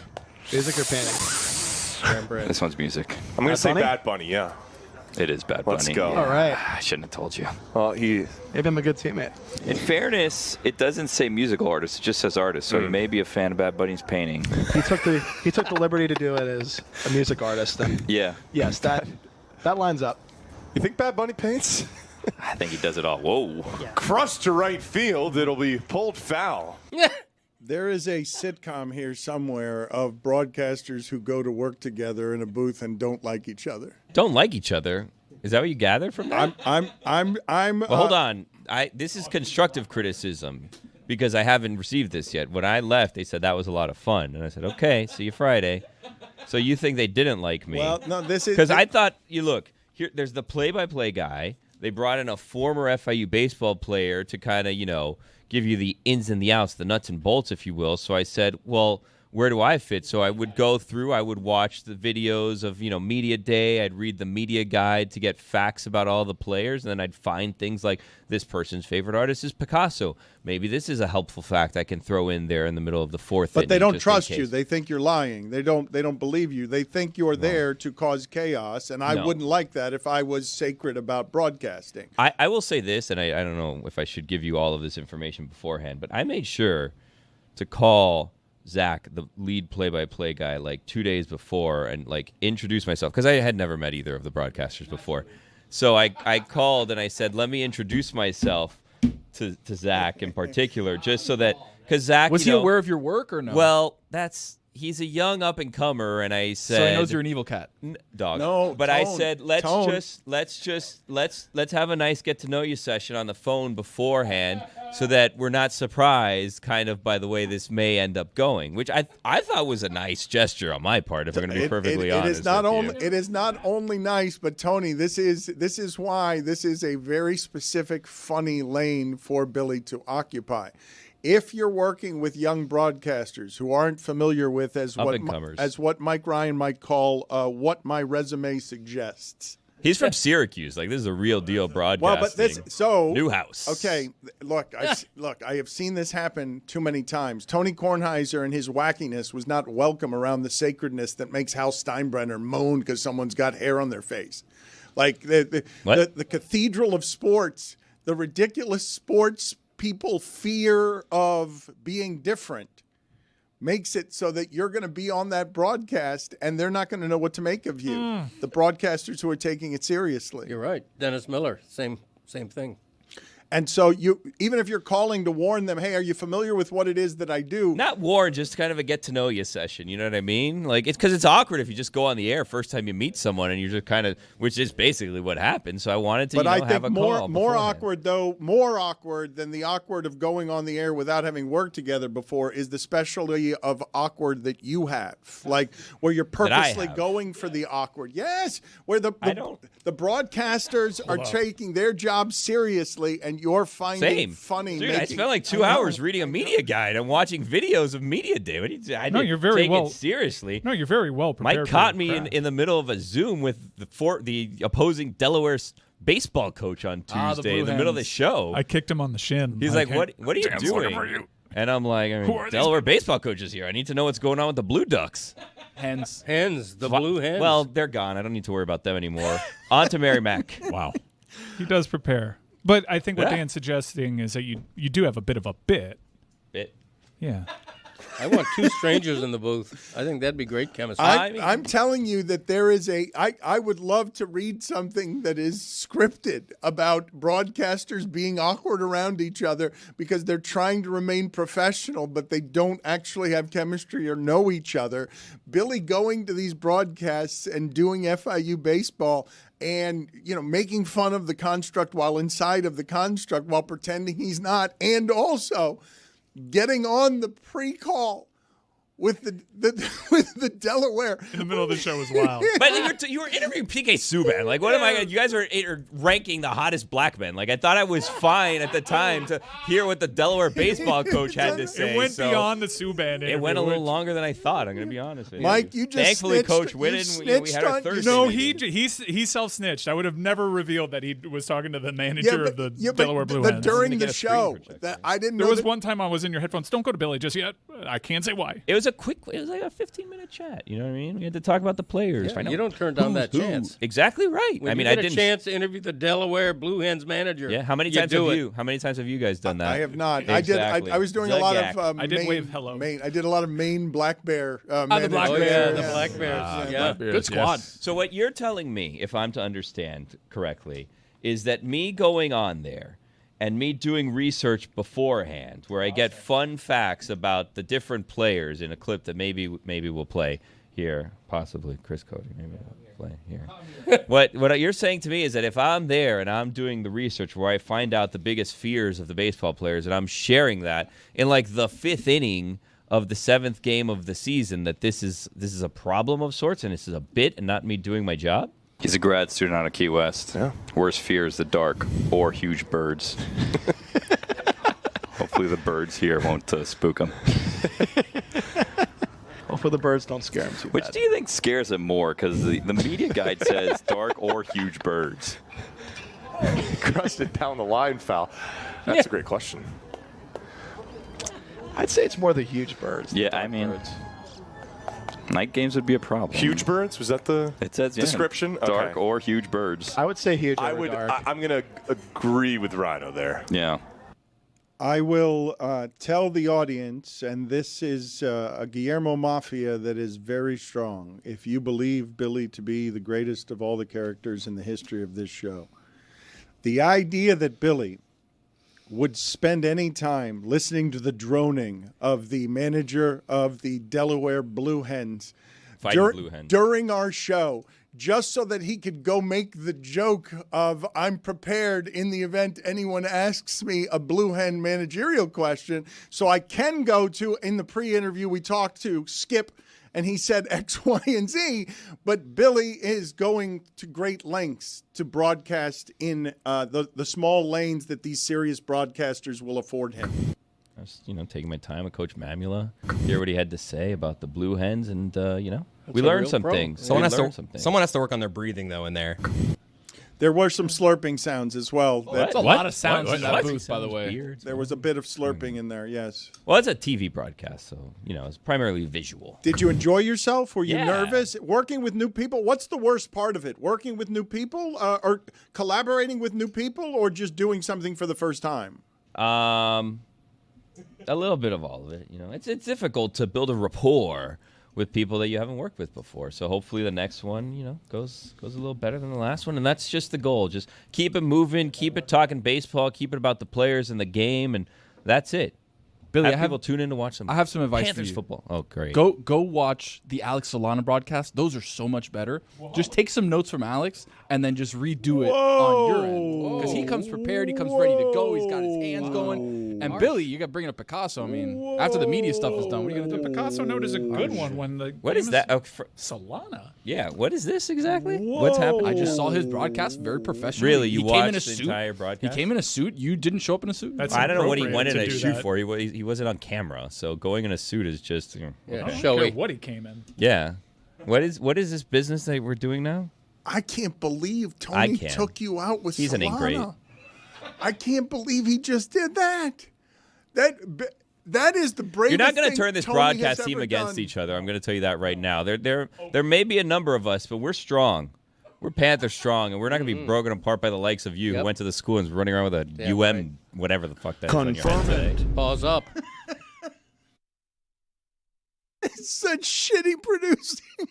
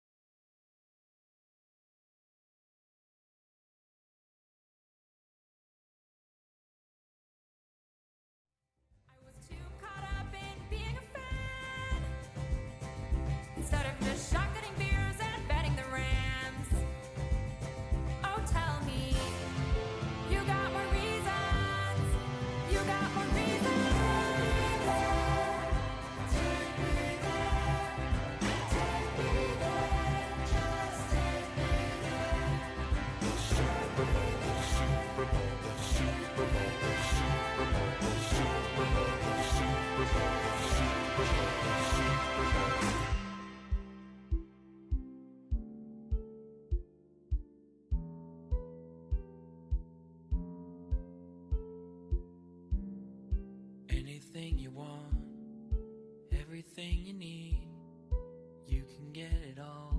Pat McAfee, writings on the wall, what's it gonna be? You'll see Marshall Falk and Mariucci. Anything you want, everything you need, you can get it all from Dominique. Writings on the wall, what's it gonna be? You can get it all. Kyle Brandt's Hemmings. Going out west for the Super Bowl. Going out west for the Super Bowl. My team's not there, but I'm gonna show. My team's also not there, but I'm gonna show. Everybody knows it's bound to be.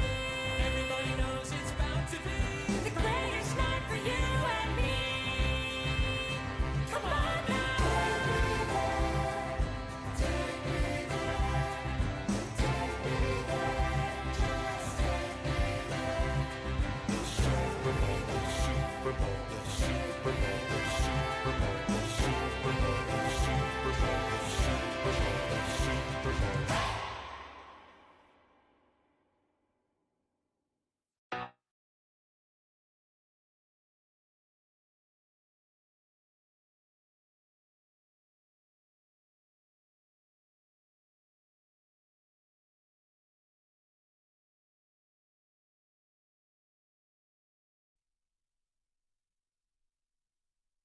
This episode of the Dan Le Batard Show with Stugotz is presented by DraftKings. DraftKings, the crown is yours. Tony has proclaimed, and I don't know who else has done this because this was a season of great expectations. Tony has proclaimed, and I don't know if he's first, the New York Knicks are cooked. Cooked.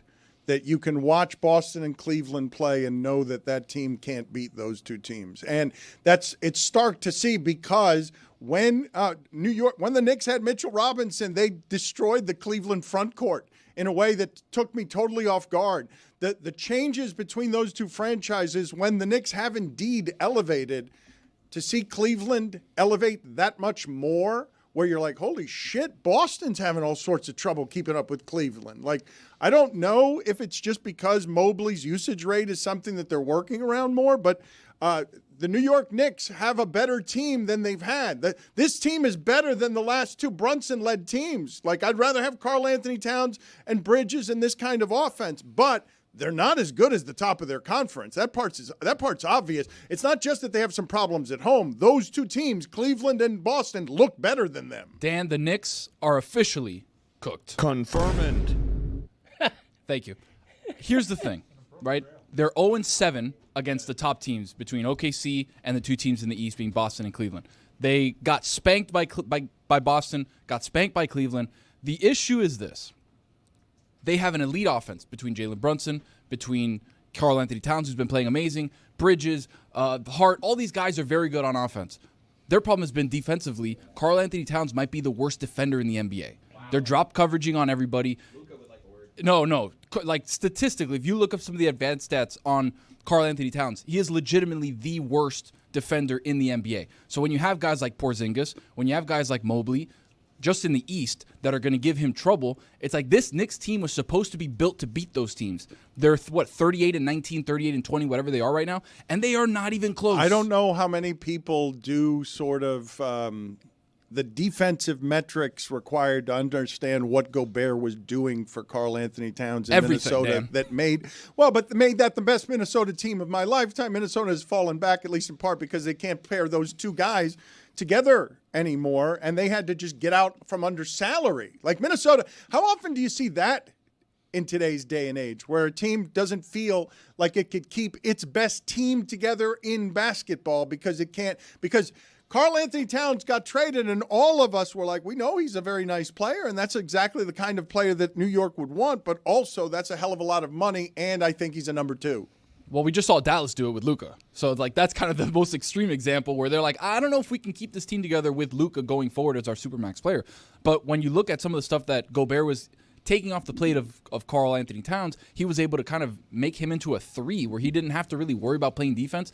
Now, if you're the anchor of a defense like Hartenstein was a couple of years ago, where you let him walk, and then you're waiting I on love Mitchell that you Robinson. said it that way. That's how you say it. I know. I love that you did Thank you. So you're hoping that Mitchell Robinson, who hasn't played in 2 seasons, is the lifeline that's going to save the defense that Tom Thibodeau puts his hat on. It's like Mitchell that's Robinson, not who coming. Mike Ryan calls trash. I mean, I don't even been remember hurt, the last time I thought about that guy. You do remember the last time you thought It was about probably that guy. about two years ago. 2 years ago. I haven't seen him since. Looks like the Warriors are playing well, though. Oh, well, let's talk about this for a second, because I mentioned the other day that Steph Curry hasn't had somebody who goes and gets the dirty stuff free throws that Jimmy Butler does to slow the game down, and he just hasn't had that in his lifetime. And now you have Draymond Green guaranteeing a championship, and this is early for this one to happen. I don't know. Have you guys seen this? Stephen A. Smith has said the Jimmy Butler trade that he dismissed as a nothing trade, he has tweeted, I may have been wrong. Whoa. It's been only 5 or 6 games, only 5 or 6 games, and now he threatens to be wrong both times because he's willing to walk back based on the strength of 6 performances, because They're 4-1 since they're acquiring. and they're blowing people out. It's not they just destroyed Dallas. they're winning easily, but it's 5 or 6 games, and you're talking about they're getting into the 130s and 140s, and the game looks like it's being made easier for Steph. That's interesting to watch, right? Because I don't know if when you were watching the Warriors, if all of us to the eye could tell how or where Clay was slowing. I don't know where the prime of careers are anymore, because Ovechkin doing this at 39 is wildly confusing to me. 3 goals yesterday. He's going to break a record I never thought was broken. He's 39 years old. How is any of that possible? He's going to do it in a season where he missed extended periods of time. It's unbelievable what Ovechkin's doing. I can't understand how all of aging has changed in sports that makes it so that I would think that Jimmy Butler going in there at that age isn't going to have all that much left in the tank, but maybe 35 with all that mileage. Thibodeau mileage, just all the mileage on that body. Maybe there is something there that Golden State has not had as it tries the final furnace of fumes that there are on Draymond Green, on whatever all of that is, that Jimmy Butler can bring something to that team it hasn't had. I think that's the part that you're hoping Draymond can somehow recapture a little bit of his old Draymond ways, because you've got Steph who now can kind of take a step back, let Jimmy take some of the offensive load off of him. The problem is they're a really small team. If you look around like who the Warriors have, it's like, how are you going to compete with the big teams out west that have Jokic, that have like a Gobert inside? There's just too much where the Warriors are like, all right, we're just going to play small ball, and Draymond hopefully can recapture something, but if not, Jimmy, get us a bucket. When you're looking at the storylines in that sport, and the young people are still vying for what has been LeBron and Steph's throne. You guys saw the stat that since 2020, LeBron is 0 for 21 on game-winning or game-tying shots at the end of the game. Since 2020, 0 for 21 at the end of games, because somewhere the oldest player in the league has to age, even as he's putting up 40 points and triple-doubles, and they're still really good. And Luka finally has a game yesterday where you're saying to yourself, okay, that looks like something resembling Luka, but you guys don't think that the Lakers can do anything against OKC, do you? You don't, like, when you're looking at OKC putting up a point differential of 13 points a game, nobody's looking at that team and saying, I don't trust them because I haven't seen them do it yet. They're too young, right? Well, to be fair, I'm not looking at all. But what I will say is, over the last couple of years, as load management and the treatment of stars to avoid injury has continued to increase throughout the league, we've had pretty shocking results in the playoffs. You've seen teams not take the regular season so seriously, and it's made the playoffs a little bit more unpredictable because you can't account for what the max effort of these teams looks like. Golden State is a prime example of that because they're playing well right now because Jimmy feels like trying. I haven't really seen Jimmy try in quite some time. Yeah. Joy is back.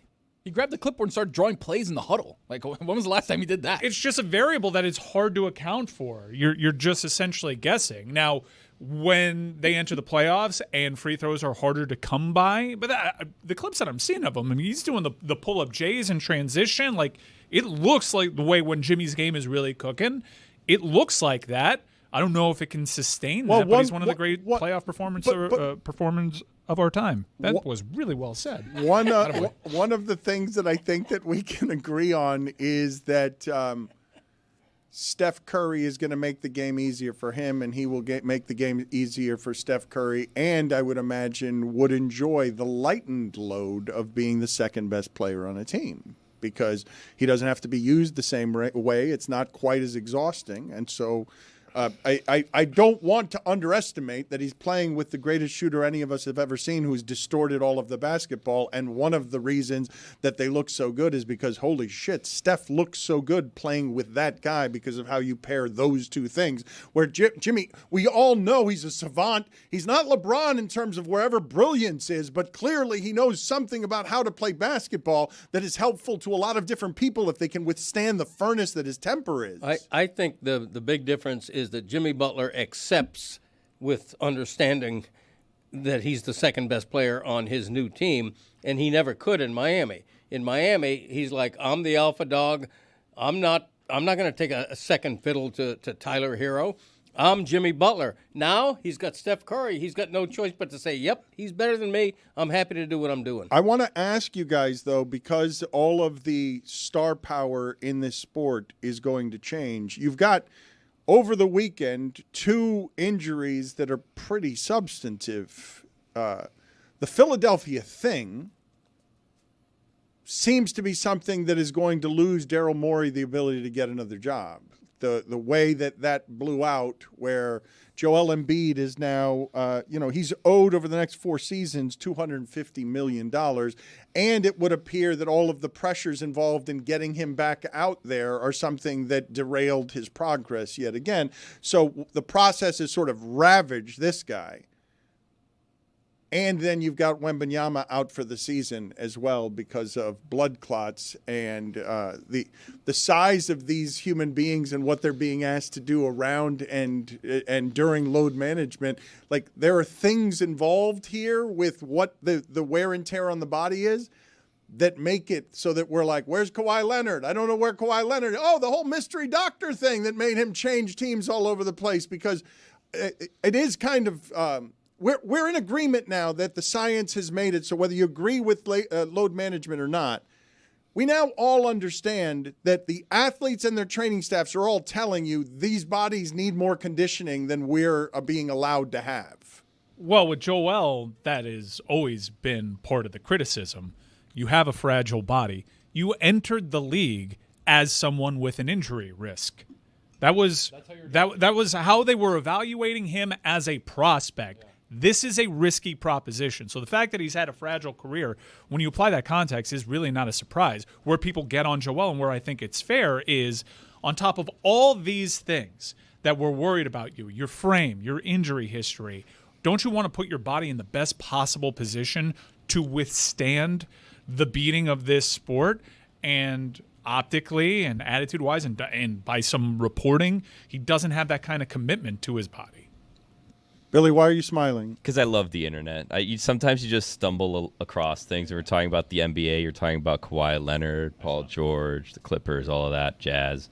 Not the Utah Jazz, but you're talking about all that. They're terrible. And I found on this website called putabounty.com. In Spanish, it would be a totally different website. But it's called the Woj collection, and you can go on there and you can bid on things like the iPhone used to break Paul George Kawhi to LA Clippers news, the iPhone used to break NBA suspending season because of COVID iPhone. Many different credentials are here. Also, and I would never suggest that someone does this. Proceeds, by the way, go to St. Bonaventure. I would never suggest that someone does this, but his Disney ID is listed on there, his ESPN Disney ID badge. And when we were at Disney, when we were at Disney, that badge would get you free parking at the parks, which now is like just flash it. $35. Yeah, it was just like, show me the badge. Thank you. They'd say welcome home, which was always very welcoming. Say, welcome home, and you're like, oh, I'm home. Oh, we work here. And then like you'd go in and you'd save like $35. I have not done it since I've left. So I don't know if that is something that still works or not. I don't know if any of my coworkers here are bold enough to tell us that they've done this or not. But $250 could get you free parking at Disney for life. I just need to understand more details. Is Woj selling some of his personal memorabilia in order to raise money as part of fundraising for his new venture as general manager of the Bonnies? Yeah, you got it. That is correct. You understood it. How His many personal of these, effects. How many of these are Darren Ravel going to scoop up? Ooh. Can we find out what some of the prices are on some of these I can tell you all the things? prices. What do you want to know? The Paul George Kawhi to the Clippers phone is currently being offered for $350. You could buy all of Woj's stuff if you wanted to. NBA suspending the season due to COVID, $525 is the high right now. That's a big phone. Now, his 2023 NBA draft credential, also known as the Wemby draft, $200 right now. What's dinner with Woj going That for? just says limited available. Let's Of click it course. here. Oh, the offer price right now, it doesn't say, but the example is $2,000 to have dinner with Woj. He's picking up the tab, right? It's unclear. Well, I think you're picking up the Well, tab if okay, it's hold- $2,000. Actually, well, hold Can on you a gift this? second. Can you gift this? We should get that for Amin. Hold on a second, because all of these have offer prices. So, like his 2024 NBA draft credential, which many of you might say, 2024 NBA draft credential. Why would I want that? Well, because that was Woj's final draft. Wow. So this is a piece of basketball history here, and the clearance levels that he had were FLV 2 and 4. So I think we all know what that means. Now, here is the offer. It's suggesting $2,000 if you want to make an offer. However, the high offer right now is $500, so we haven't reached it. There's 8 days left if you guys want to support the Bonnies. How do you verify what the phone is, though? Is there a text on there Phone? saying, like, Paul George, is it done? It's Is a there, like... dangerous game. So you're saying that someone would be lying about the iPhone used for the 2023 I'm draft not lying. lottery? I'm just saying, how do you verify That it? was the It's Wemby not- draft. It's not, I'm saying it's not that. me. I'm Yeah. not. You're saying that? Yeah. Don't Oh, say yeah. that. Okay, hold on a Can't second. verify Don't that. do that. Now, here's a phone that you might want. The iPhone used for farewell tweet and final NBA draft. $500 for that one right now. That is that's the high. Ooh, you can also get a video call with Woj. There's lots of treasures on here, lots of personal effects you might want. But again, the ESPN badge All right. Well, might be free are parking any for of the life. personal effects as good as the one that Greg Cody brought in today? Because I will tell you that last week I thought one of the show highlights was Chris Cody going into the back row and being someone who maniacally squeezed juice until he got orange juice, almost half a glass, heroically. Today, his father has brought in, and we famously cut his hair here months ago. He didn't like the haircut. We got it professionally cut. One of Tony's friends My came barber. in here. My and personal cut barber, it. Dan. I like the haircut. No, you didn't. Yeah, it was No, good. You didn't. I just didn't like having to borrow $20 to tip the guy. You that didn't kind of like thing. the haircut that much. Your wife didn't like the haircut that much. It's okay. It was a good Erlene? haircut, but you didn't like that it was that close. Yes, Erlene. That is correct. Didn't like the haircut. It was a good haircut. It You was a look good 20 haircut. years younger. Yes, you. but Greg Cody has brought in today, and I did not know that this was something that he had in his arsenal, a personal haircut kit. And so are we going to cut his hair with his personal haircut kit to see if his haircut, if he can do this? He's scared. He's a little bit proud of his hair, and he's scared of going home to Orlean with a haircut that looks ridiculous. Are we going to try to do this live? Well, we need a volunteer.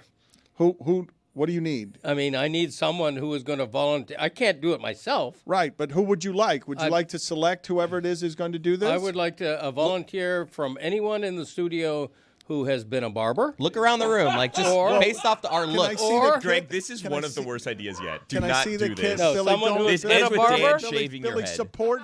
or would you- has hairstylist experience. Would you please support Greg Cody on a Greg Cody Monday? I don't need you Sure. saying this being the spot where you decide that you're going to say no. There's long-term implications here. When Stugotz Not shaved that his head, long-term. it took, well, that's true, lifelong for some. Okay, so this is just, all this is just, I mean, it's not, I thought it was going to be something other than a butt. This is just something What do you that think it was going to be? Oh, I don't know, but You think someone would pop out of there like, "Hello, I'm here to cut a hair"? No, I just thought that it's a self-shaving kit. You could do this for yourself. It's supposed to be something that you're doing for yourself. No, it's not, impossible to do it yourself. Well, hold on a because then second. you'd be going like this. Hold in on the a back second. here. I think I can help you, Greg, because Roy has told us that he shaves his own head. Roy gives himself his Yeah, I own vote Roy. haircuts. So Roy's used this equipment before. Yeah, but I shaved my head. He's not going to want a bald head. Well, he didn't say. No, I want to start with a 1 or a 2 on the side and work That's a up. lot, by the way. What is? One is what I have. One on is side, really which is- short. Which Okay, is this. start with a 2 or a 3. A little higher. And remember, the fade is the word you used. The Dad. fade. Fade it up. I need a fade You expert. want somebody to give you a fade? Tight fade. I'll call my boy Lucas. We'll bring him back. All right, we're going to Isn't do that what this I or want, a not? I fade? need the payoff now. No. Now somebody's got to do this. We got to get somebody back there. We can't bring this up as content, have the kid out here, and then just bail on it. Now we've got to do it. The whole kit and caboodle. We're in too deep. I did also want to say to Greg Cody, who does do Stop fiddling. Thank you. a lot of good work around here just to get promotion for his podcast. The Greg Cody Show featuring Greg Cody has It's a fine. a lot of nostalgia in it. And this week, because they do nothing better than self-involvement, they are reviewing the top 100 guests in show history. I'm stunned to hear that they've had 100 guests. Sure. We've had like 138. So if you don't make the top 100, that's on you, not me. You want the bottom 38? But That's the good stuff. That's going to actually. be on the next episode. We're previewing it a little. We talk about it a little. Wouldn't it on be this easier episode. to see who didn't make the cut than to see who did? You're doing the top 100 guests in the history of the Greg Cody Show featuring Greg Cody. Outside looking in. We want when Hal Habib comes on to be like, now joining us, the 82nd most popular guest in show history, Hal Habib. How did you rank these? Like personal feelings? We actually did it mathematically. Christopher and I and Yeti each had a ballot of 138 names, Mm-hmm. and beside each name we put 5, 3, or 1. 1 is somebody that we don't even remember him being on the show. 3 is somebody we're sort of waffling. 5, big star. Why did you just do 1, 2, 3? I'm going to be honest. I voted. Everyone in here has been on the show. A lot of threes in this room. I was gonna. A lot of threes. I was We have gonna against ask even numbers. If it was like, if you're on the show, is that a guest or you're just like, nah, you're friends with the show, so that doesn't count I as a want to guest. cover the math of what it is that we're talking about here, okay? In the history of the show, he has had 138 guests. So all he's doing here is eliminating 38 of the guests. Correct. Only 38 are being eliminated. So there are a lot of people making the late cut here who probably weren't very good, unless you think that Greg Cody and his son and Yeti, would you please stop opening that loudly, unless you think that It works. unless you think that they have batted 100 out of 138 on great guests. Well, batting 100's bad. Well, here's 100 out of 138 is not batting 100. I was told we were all threes in this room, which is not great. Oh no, that's But all the threes are making it. That's proprietary information. All first the of all the threes are making it. What do you mean No. it's proprietary information? The podcast is out. No, That's next week's episode. We're previewing the top. You broke 100. the news. You leaked it. I'm sorry. Furman's gonna be pissed. No, Furman's not on it. Confirming. Everybody, It's a very abrupt trail. everybody who makes the list, there's a reason for it. That was a hastily produced. The confirmand needed more echo. How do you not hear that confirmand needs to be bassier? Confirming. How do you not hear that? Keep going. The trail should still How be do on. you hear that so poorly that you don't understand how much funnier confirmand would be if it echoed for 9 seconds? Confirming. No, that's not good enough. Ethan's voice only gets so deep. How do we not have somebody in the other room who can give us the voice we need Yes. to put a little funny in this? Confirming. No, it's got to be basso profundo. Do you know how much better, Roy, show them how it's done, please. Go into the other room. Don't do it now. Don't do it live. I will not put the pressure on you now. Close the segment. Go into the other room and make a better confirming than that using a voice that is funnier than the one that I want a Ethan's using. 15-second trail. And cut Greg's hair while you're at it. Somebody else help me with the cutting of Greg Cody's hair. Greg, the top guest in show history, was it tough to come by? Who was number one? We haven't determined the list yet. I can reveal we voted. There were about 20 people that got consensus 5s from all of us. So the top 20 all got consensus 5s, so we're going to have to order those, and that will be revealed this week. Is this just on the podcast, or does this include when we had like the fortune teller or whatever on the 24-hour marathon? This includes any appearance. If you send in a video clip to us, if we played you on the show, if we've hyped you in any kind of description, then yes. Like we had Lionel Messi on. Yeah, he was on briefly. Well, it was like his translator. Like we translated something Messi said, and Right. Yeah. Right. But Excellent. that's, I think he got 1s and 3s. I'm not sure if. Okay, but again, some 1s and 3s are going to 5 make the is list good? because A you're couple. they're only eliminating 38 though. So there is somebody who's going to make the top 100 who got a 1 as Like, I don't think Charlie Chaplin's going to make it. We had a guy named Charlie Chaplin. You know on. what? I voted him a 5. I don't know about the rest of you. He was great. We also had a Greg Cody on. And a guy named Greg Cody. Another 5? Yes. We also had a Greg Lobo. We also had a Snuggler. Anyway. Well, hold on a second. How are you guys revealing this? Just all on one episode, or you Yes. Next week's episode, not the So, one that a came out big one. today. I've told him we should do 10 at a time. Yeah, like 10 a stretch week. it out. 100 through 91, that type thing. That's open to debate. Okay, that's a big one. we have till Sunday to decide if you want to make this last one episode or 10. That's correct. As with all of the great art made throughout history, there will be much eternal debate about who should have been number 1. Confirming. And how high Gary the Bag got up on the list of the guests in the history of the Now, Greg that's a big Cody one. Show. Will he make it? Featuring Greg Cody. Have any of you watched the But thank you. Wait, who was on this week? This week we dive inside. There was a bachelor party within my family. Not to name anyone who might be getting married, like my younger son Michael. So we talk about the bachelor party. Good tease. I reveal number 20 in my new top 20 list of all-time greatest herbs. So, Herb of the week. Herb of the week. So number 20. You can reveal who number 20 was. Nah, I don't want to. Herb Dean? Okay, you got to No, get you it. gotta Whoa, relax. You got to Or get it Williams. over. You have Greg 2 Cody countdowns Show at the same featuring time? Greg Cody. Rosemary. No, it's not next rosemary. next week's countdown Time. is the 100 guests. This week's is the Yeah, but he only gives us 1 herb a week. It Right. was both to stop you and also submit a nominee. 20 favorite herbs. Right. Yeah. Come on, give him number 20. It'll be a nice teaser for next week. No, I don't want to do it. You're only It's by number embargoed. 20? It's started I'm embargoed. starting it. He's starting it. Yeah. So That next means week's only- episode is the 100 best guess and the number 19th herb. Yes, Yes. that's correct. Yeah. Just so you know, the Greg Cody Show featuring Greg Cody Great show. Yeah. By the way, second thoughts on this. on the buzz It's cut. a buzzer for the audio For the audience. podcast I audience. mean, Yeah, first of all, it says unbelievable. oil blades before using. I have no oil. Greg, Second, Greg, why did you bring this in if we weren't going to do it? Like, what's the point you're of the doing? one who unhoused it from the box. What? But you Politically brought correct. it in. You brought it in and you put it in on the desk, and I thought we were going to do The something. producer told me to bring the box in. Did I But so open we- it? Did I suggest we do anything with it? I didn't know. I didn't know whether someone would volunteer to touch my head. And quite Whoa. frankly, now I look at this, and the biggest, whatever you call these things, the biggest one is 1 inch. Okay, it's 1/8 inch, 1/4, 3/8, 1/2, 5/8, 3/4, 7/8, and 1 inch. So the biggest is 1 inch. So I can't use this. Well, 1 inch is long for the long, side, Dad. It is.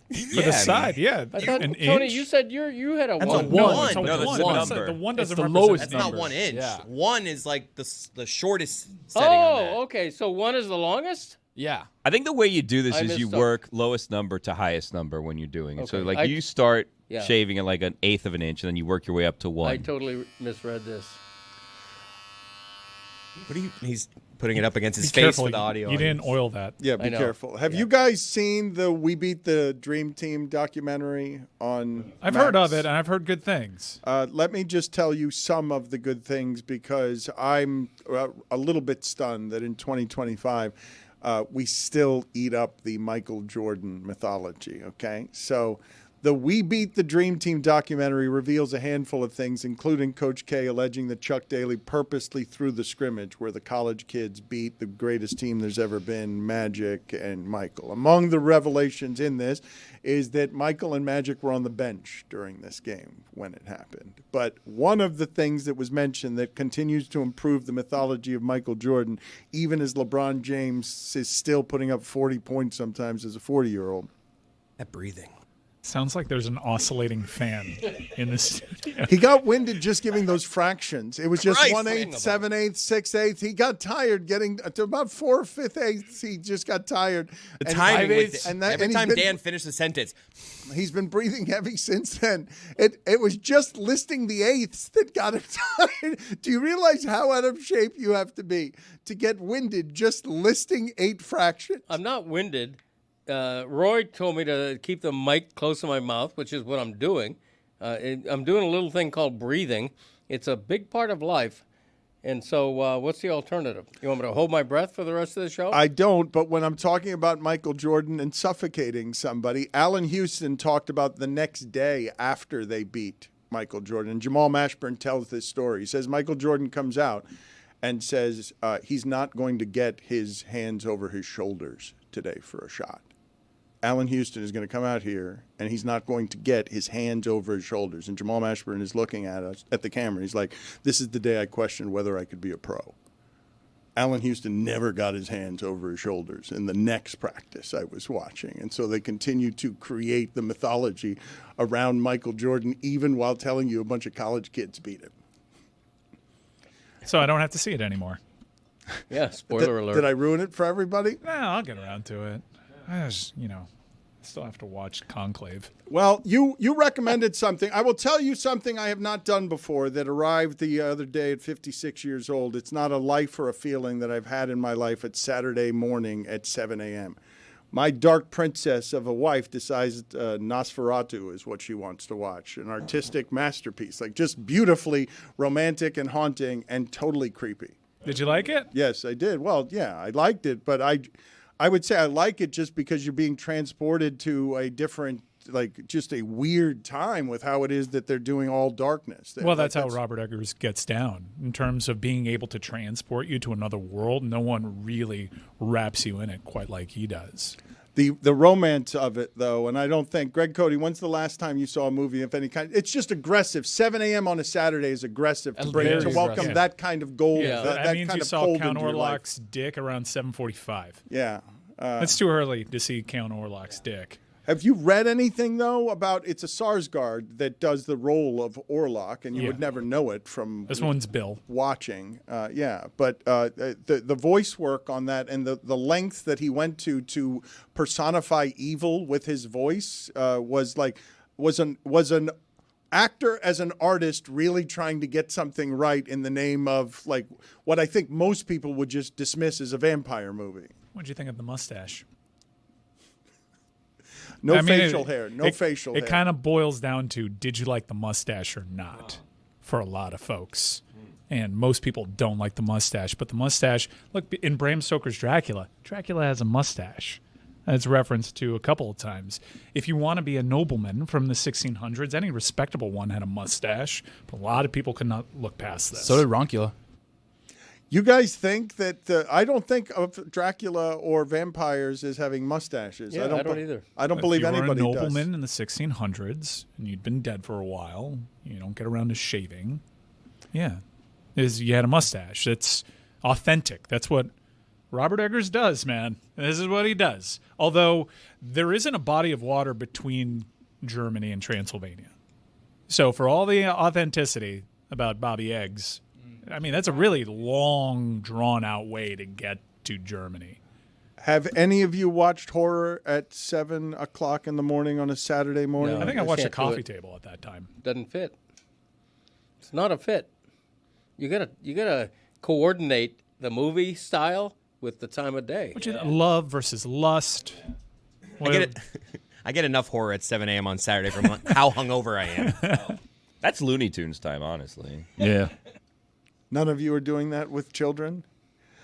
Greg Cody, I wanted to ask you, because you're our football expert around here, when the Bengals, a notoriously cheap franchise, historically cheap, laughingstock NFL cheap franchise before Joe Burrow that was perfectly happy just making money every season as a mom and pop shop that was reputed in NFL circles as not caring about winning the way the other spenders want to spend.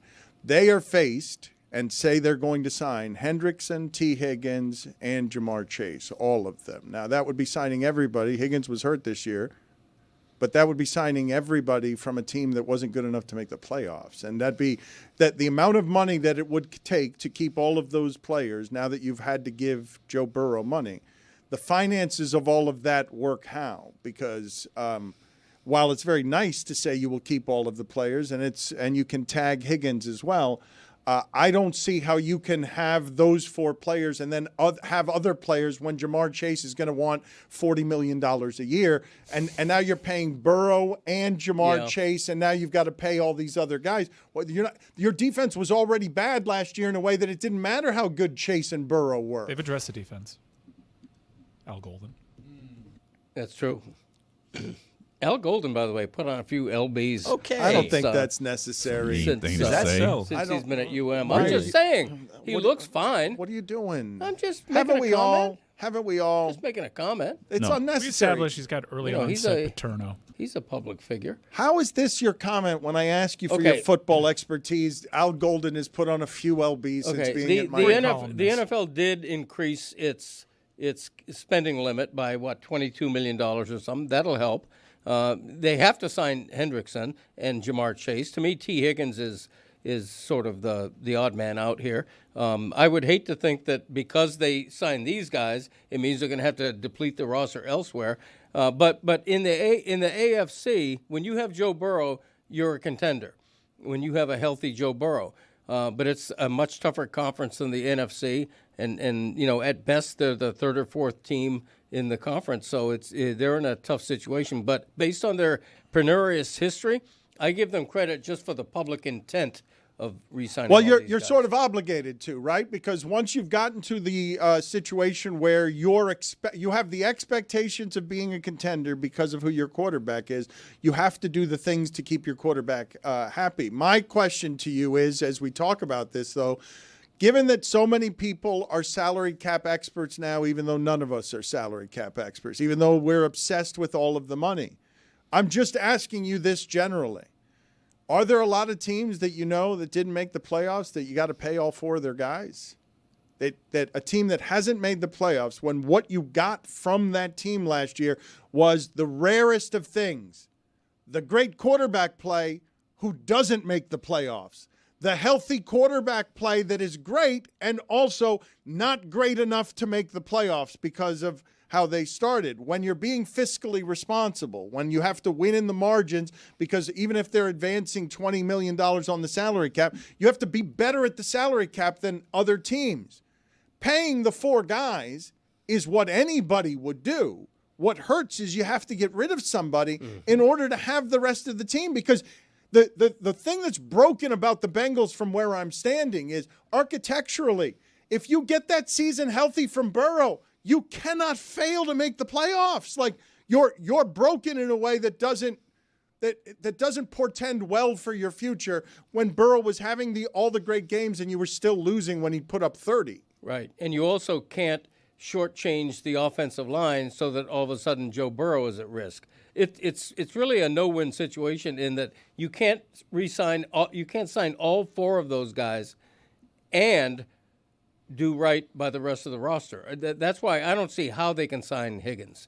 To me, well, don't you just franchise him? Does it? He just gets a tag. Yeah, but it's still tagging him gives him a high number. You get some value there with the tag, but you're just kicking that can. Burrow's saying the same thing. He's saying there's all sorts of stuff I can do with signing bonuses. There's all sorts of stuff I can do for cap relief. Yeah, that's what Philadelphia has done. They've made an artwork of finagling the system legally. To do all that. Patriots did that for a very long time. Where did you get that Al Golden has put on a lot of weight? He looks good. He honestly looks better than when he was running around the sidelines in a suit. I agree. Okay. Look at him. He doesn't look big there. He's a little cheeky. Cheeky. He's always had those, like that rosacea. Yeah, he looks pretty good. Some time at the Al Golden Corral, that guy, But look, I haven't missed a meal either. Aren't you a journalist? How could you get that wrong? How could you only analysis of the Bengals be that and you get it wrong? I've been told by sources.